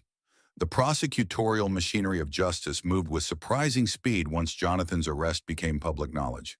Within 48 hours, District Attorney Michael Torres had assembled a task force specifically dedicated to investigating what media outlets were already calling the Pemberton domestic violence conspiracy. Max sat in the DA's conference room, reviewing evidence that had been accumulating for months. Financial records showed that Jonathan had paid over $50,000 to various individuals for false testimony, witness intimidation, and character assassination services. The scope of his systematic abuse of the legal system was staggering. General Sullivan, DA Torres said, spreading additional documents across the table, we're looking at multiple felony charges, including witness tampering, perjury, conspiracy to commit fraud, domestic violence, and violation of protective orders. But there's more. Mac looked up from the financial records. What else? The federal investigation into Blackwater Security Solutions has uncovered evidence that Mr. Pemberton used their services to intimidate witnesses in his previous divorce as well. We're talking about a pattern spanning at least 4 years. Detective Morrison entered the conference room carrying a thick file. It gets worse. We found evidence that Jonathan has been systematically using corporate resources to silence multiple victims over the past decade. Torres nodded grimly. 3 former employees, 2 ex-girlfriends, and his first wife. All threatened, intimidated, or paid off to prevent them from pursuing legal action or speaking publicly about his behavior. Mac felt a cold anger settling in his chest. How many victims are we talking about? Morrison consulted his notes. At least 8 women that we can document, probably more that we haven't found yet. Jonathan's been operating like a serial predator with unlimited resources to cover his tracks. The conference room door opened, and Amanda entered with Judge Walsh and Elena. Amanda's expression was grim but determined. "Gentlemen," Judge Walsh said, taking a seat at the table, "we need to discuss how to handle this case in a way that protects all the victims while ensuring justice is served." D.A. Torres leaned forward. "Your Honor, what are you thinking?" "I'm thinking we need to do this right. No plea bargains, no reduced charges, no quiet settlements. Mr. Pemberton has spent years manipulating the system to escape consequences for his actions. That ends now." Elena pulled out her own file folder. "I've been contacted by 2 of Jonathan's former employees who are willing to testify about workplace harassment and intimidation. The bank's victim assistance program has connected me with other women who have similar stories." Max studied the growing pile of evidence. "How solid is the case against him?" Morrison smiled grimly. "Ironically, his wealth and arrogance worked against him. Because he could afford professional services, there's an extensive paper trail. Contracts with Blackwater, payments to witnesses, communications with attorneys discussing witness intimidation strategies." Amanda nodded. "He documented his own crimes because he never thought anyone would have the resources or courage to investigate him thoroughly." Judge Walsh's expression was satisfied. "And he never anticipated facing a coordinated response from people who understood exactly what they were dealing with." Over the next several hours, they worked together to build a comprehensive prosecution strategy. Each victim would have the opportunity to testify, supported by documentary evidence and expert testimony about domestic violence patterns. The case would be tried in Judge Walsh's courtroom, ensuring that Jonathan's legal team couldn't manipulate the proceedings. But Mac was most impressed by what had happened to Becca during the week since Jonathan's arrest. With the immediate threat removed and a strong support network around her, she had begun to reclaim her life with remarkable determination. She had enrolled in online classes to complete her teaching certification renewal. She had started attending a support group for domestic violence survivors led by Dr. Sarah Chen. Most importantly, she had begun making decisions about her future based on her own desires rather than fear of Jonathan's reactions. That evening, Mac found her in Elena's living room reviewing college catalogs and job applications. "Planning your next steps?" he asked, settling into the chair across from her. Becca looked up with a smile that reminded Mac of the confident young woman she had been before Jonathan entered her life. "I want to go back to teaching, but I also want to study counseling psychology. After everything that's happened, I think I could help other women recognize the signs of abuse before it gets as bad as mine did." Mac felt proud of his niece's resilience. "That sounds like an excellent plan. Uncle Mac, I need to ask you something." Becca's expression grew serious. "Why didn't Jonathan's money and connections work the way he expected them to?" Mac considered the question carefully. "Because he made a fundamental strategic error. He assumed that wealth and intimidation would isolate you and make you helpless. But instead of facing one frightened woman with no resources, he ended up facing an entire network of people who had resources he couldn't buy." "What kind of resources?" "Professional expertise, personal experience with abuse, institutional knowledge of the legal system, and most importantly, the moral authority that comes from fighting for justice rather than personal gain." Becca nodded slowly. "Amanda told me something similar. She said that Jonathan's biggest weakness was that he never understood the difference between power and strength. Smart woman, power can be bought, borrowed, or stolen, but strength has to be earned through surviving challenges and choosing to help others face similar challenges." Grace emerged from the kitchen carrying tea for everyone. At 76, she moved with the energy of someone who had found new purpose in fighting for her family. "Any word on when the trial will begin?" she asked. Mac consulted his notes from the DA's meeting. "Torres is pushing for a fast trial date, probably within the next 6 weeks. Jonathan's legal team will try to delay, but Judge Walsh isn't inclined to give them much leeway." Elena joined them from her home office, where she had been coordinating with other victims. "I just got off the phone with 2 more women who want to testify. Jonathan's arrest has given others the courage to come forward." Grace's expression was satisfied. "Good. It's time for all his chickens to come home to roost." Over the following weeks, Mac watched with amazement as the prosecution built an overwhelming case against Jonathan. The evidence was so extensive that his high-priced legal team began discussing plea bargain possibilities. But DA Torres held firm to his commitment to Judge Walsh. No deals, no reduced charges. The media coverage was extensive but respectful to the victims. Rather than sensationalizing the abuse, reporters focused on the systematic nature of Jonathan's crimes and the courage of the women who had come forward to testify. Mac was particularly impressed by an investigative series written by journalist Sarah Peterson, who had spent weeks documenting how wealthy abusers use corporate resources and legal manipulation to silence their victims. The article sparked conversations about legislative changes to prevent similar cases in the future. 3 weeks before the trial, Mac received a call from his former commanding officer, General Patricia Stone, now working in Pentagon oversight of military justice systems. "Mac, I've been following the news about your niece's case. I wanted you to know that what you've done has caught attention at the highest levels of military leadership." Mac was surprised. "In what way?" "The systematic approach you use to document abuse, build a support network, and coordinate with civilian law enforcement is being studied as a model for how military families should handle domestic violence cases." "I was just protecting my family." General Stone's voice carried respect. "You were applying military principles to civilian challenges, and the results speak for themselves. The Joint Chiefs are considering adopting some of your methods as official protocol for supporting military families facing domestic violence." After the call ended, Mac reflected on how much had changed in just a few weeks. Becca was thriving in her new life, building independence and planning for a future free from fear. The support network that had formed around her had expanded to help other abuse victims in the community. Even Elena had been promoted to regional manager, partly due to her leadership in implementing victim assistance programs at her bank. But most remarkably, Grace had become something of a local celebrity for her role in exposing Jonathan's witness tampering scheme. She had been interviewed by several news outlets and invited to speak at domestic violence awareness events. "Grandma Grace," Mac asked her one evening as they prepared dinner together, "how does it feel to be famous?" Grace laughed, her eyes twinkling with mischief. "Marcus, I'm not famous. I'm just a 76-year-old woman who finally got to use everything I learned in 7 decades of dealing with bullies and predators. Any regrets about getting involved?" Grace's expression grew serious. "My only regret is that it took me so long to act on my suspicions.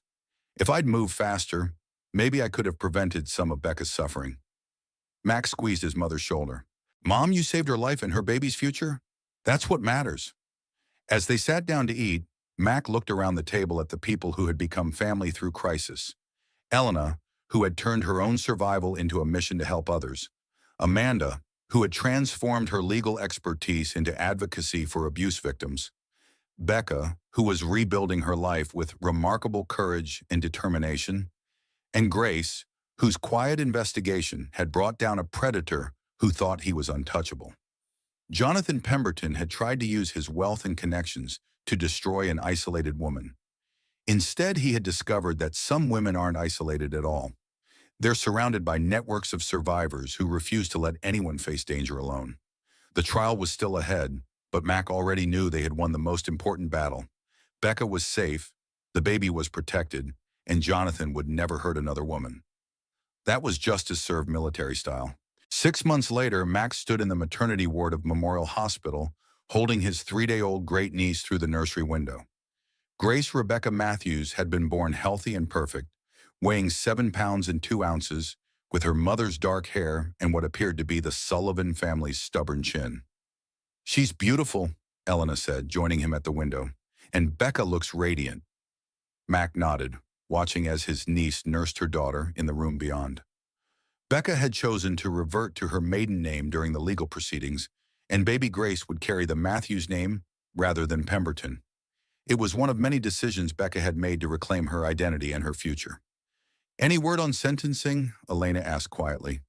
Mac checked his phone for messages from Detective Morrison. "Judge Walsh is announcing it this afternoon. Morrison thinks Jonathan will get the maximum on all counts." The trial had lasted 3 weeks and dominated local media coverage. Jonathan's legal team had tried every possible defense, from claiming the abuse allegations were fabricated to suggesting that the witness tampering was conducted by rogue employees without his knowledge. But the evidence had been overwhelming, and the testimony of 8 different victims had painted a clear picture of a serial predator who used wealth and intimidation to silence his victims. The jury had deliberated for less than 4 hours before returning guilty verdicts on all charges: multiple counts of domestic violence, witness tampering, perjury, conspiracy to commit fraud, and violation of protective orders. The federal charges related to using corporate resources for stalking and intimidation would be sentenced separately. Grace approached the nursery window, carrying coffee for everyone. At 76, she moved with the satisfaction of someone whose careful planning had achieved perfect results. "Any problems with the press?" Mac asked her. Grace smiled. "A few reporters tried to interview me about the grandmother who brought down a millionaire, but I told them the real story was about women supporting women and families protecting their own." Amanda arrived carrying flowers and wearing the tired but satisfied expression of someone who had just won a landmark case. "Sorry I'm late. I was at the courthouse filing the final paperwork for Becca's divorce and the termination of Jonathan's parental rights." Mac raised an eyebrow. "He agreed to terminate his rights?" Amanda's smile was sharp. When faced with the choice between losing his parental rights voluntarily or having them terminated involuntarily while he serves his prison sentence, he chose to maintain some dignity. Elena nodded approvingly. "So he can never claim custody or visitation rights?" "Never. Baby Grace will grow up without any legal connection to her biological father, and Becca will have complete control over whether or when to tell her about him." They were interrupted by Dr. Patricia Henley, who emerged from Becca's room with a satisfied expression. "Mother and baby are doing beautifully. Becca's recovery is progressing perfectly, and Grace is already showing signs of being as strong-willed as the rest of her family." Mac laughed. "Poor kid doesn't know what she's in for, being raised by Sullivan women." Grace's expression grew mock serious. "That child is going to learn from birth that she comes from a line of survivors, and that her family will always fight for her, no matter what." Dr. Henley checked her notes. "Becca should be able to go home tomorrow if everything continues progressing well. Do you have everything set up for her?" Elena nodded. "She's moving into a 2-bedroom apartment near the college campus. Between the Victim Compensation Fund and Jonathan's seized assets, she has enough money to finish her degree and support herself and the baby." Amanda added, "She's also received several job offers from school districts that heard about her case and wanted to support a survivor rebuilding her life." As afternoon approached, they gathered in Becca's hospital room to hear the sentencing results. Detective Morrison called Mac's phone with the news. Jonathan had received the maximum sentence on all state charges, totaling 15 years in prison without possibility of parole for the first 7 years. The federal charges would add additional time. 15 years, Becca repeated quietly, holding baby Grace against her chest. "She'll be in high school before he gets out." Max sat beside the hospital bed. "How do you feel about that?" Becca considered the question carefully. "Relieved, scared about being a single mother, but also excited about making my own choices for the first time in years." Grace leaned over to stroke the baby's tiny hand. "Sweetheart, you're not going to be a single mother. You're going to be a supported mother with an entire family backing you up." Amanda was reviewing legal documents. "The civil lawsuit against Jonathan's assets is proceeding smoothly. Between what we can recover in the Victim Compensation Fund, you'll have enough money to buy a house and complete your education without financial stress." Elena added, "And the bank has offered you a position in our new victim advocacy program once you're ready to return to work. It would combine your teaching skills with counseling training to help other abuse survivors. Over the next several hours, they discussed practical plans for Becca's new life. She would finish her teaching degree while working part-time for Elena's victim advocacy program. Grace would provide childcare support, allowing Becca to maintain her independence while ensuring she wasn't overwhelmed as a new mother. Most importantly, the support network that had formed during the crisis would continue as an extended family for both Becca and baby Grace. As evening fell and visiting hours ended, Mac took one final look at his great niece sleeping peacefully in her mother's arms. The baby would grow up hearing the story of how her family came together to protect her before she was even born, how a network of strong women refused to let her mother face danger alone. In the hospital parking lot, the group that had fought together for 6 months prepared to go their separate ways, knowing their relationships had been forged in crisis and strengthened by shared victory. "Thank you all," Becca called from her wheelchair as a nurse prepared to take her back to her room. "For everything, for seeing me when I couldn't see myself, for believing me when I couldn't believe myself, and for teaching me what real family means." Grace kissed her granddaughter's forehead. "That's what we do, dear. We see each other, we believe each other, and we protect each other. Always." 3 months later, Max stood in Becca's new apartment, watching as she fed Grace while reviewing course catalogs for her graduate studies in counseling psychology. The space was bright and cheerful, decorated with photos of family and friends, rather than the expensive but cold artwork that had filled her house with Jonathan. "Uncle Mac," Becca said, looking up from her studies, "I've been thinking about something Dr. Chen said during my testimony." Max settled into the chair across from her. "What's that?" "She said that surviving abuse isn't just about getting away from the abuser. It's about rebuilding your identity and finding your purpose. I think I've found mine." Max smiled, seeing the confident, determined woman his niece had become. "What's your purpose?" Becca looked down at baby Grace, then back at Mac. "To make sure no woman ever has to face what I faced alone. To use my experience to help others recognize the warning signs and find the strength to ask for help." "That sounds like a worthy mission." Becca's expression grew serious. "I want to establish a nonprofit organization that provides comprehensive support for domestic violence survivors. Legal aid, counseling, financial assistance, job training, child care, everything they need to rebuild their lives." Mac felt proud of his niece's vision. "That's ambitious. Do you have funding ideas?" Becca smiled. "Actually, yes. Jonathan's seized assets are being distributed to his victims through the civil lawsuit. My portion is substantial enough to provide seed funding for the organization." Grace entered from the kitchen carrying tea and wearing an expression of deep satisfaction. "Using his money to help other women escape from men like him. I call that poetic justice." Elena arrived for their weekly dinner together, carrying groceries and news from the bank's victim advocacy program. "Becca, we've had 3 more women come forward this week asking for help with abusive relationships. Word is spreading that there are people who understand and won't judge." Amanda joined them via video call from her office, where she was working late on another domestic violence case. "The legal precedents from Jonathan's case are already being cited in other jurisdictions. Prosecutors across the country are using our documentation methods and witness protection strategies." As they prepared dinner together, Mac reflected on how much had changed in less than a year. Becca had gone from being an isolated, frightened woman trapped in an abusive marriage to becoming a confident advocate planning to help other survivors. Baby Grace was thriving in an environment filled with love, support, and strong female role models. The network of relationships that had formed during the crisis had evolved into something that looked very much like extended family. Elena had become Becca's closest friend and business partner in the victim advocacy program. Amanda provided legal expertise and mentoring in nonprofit management. Grace offered childcare, family history, and the wisdom of someone who had survived her own battles with abusers. Most remarkably, their story had inspired similar networks in other communities. Mac regularly received calls from military personnel, law enforcement officers, and social workers asking for guidance on how to build coordinated responses to domestic violence cases. "Uncle Mac," Becca said as they sat down to eat, "do you ever think about what would have happened if you hadn't been working at the bank that day?"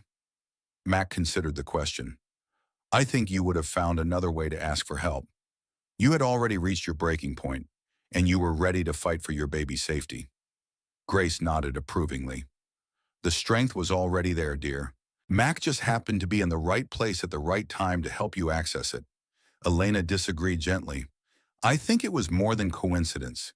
Mac chose to work at that bank specifically because he was worried about you. He positioned himself to be available when you needed help. Amanda's voice came through the video call.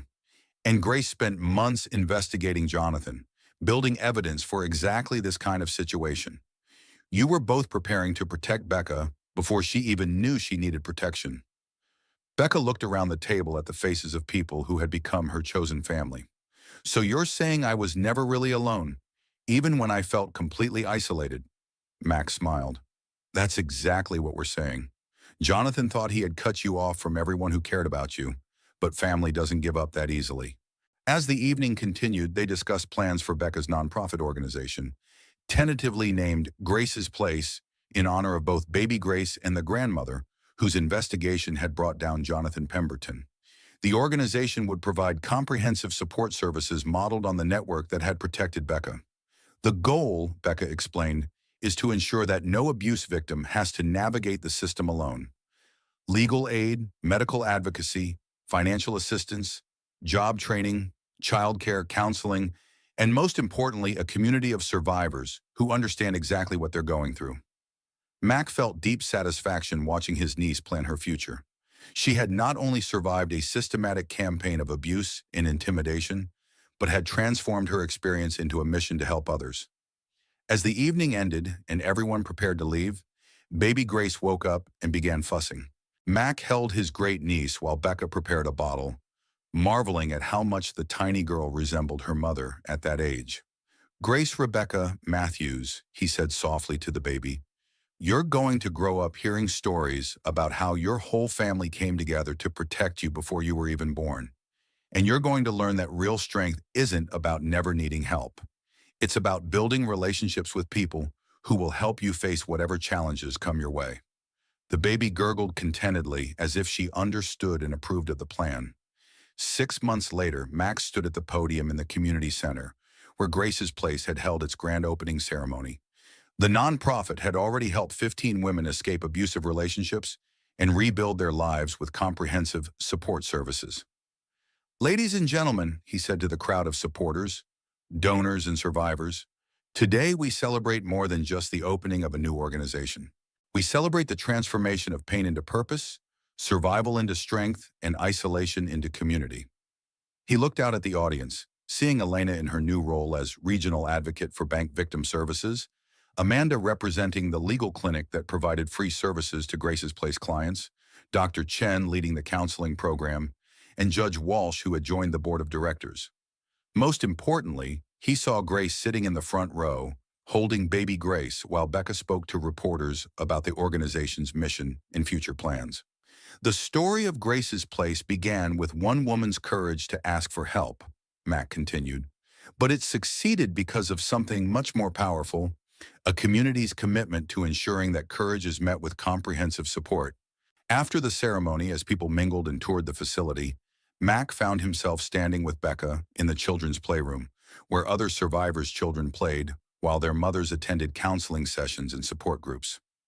Uncle Mac, Becca said, watching toddler Grace take her first tentative steps across the colorful carpet, do you think she'll understand someday why all this was necessary? Mac watched his great niece toddle toward them, with determination written across her tiny face. I think she'll understand that she comes from a family that believes in protecting each other, standing up for what's right, and turning survival into service to others.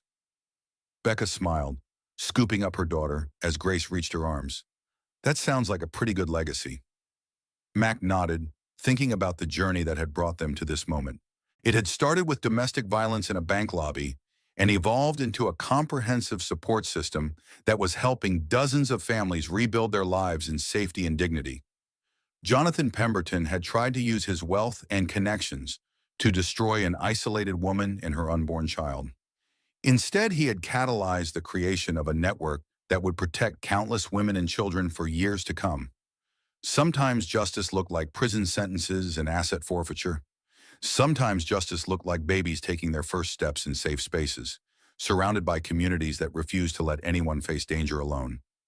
Mac held his great niece and knew that both kinds of justice were equally important and equally satisfying.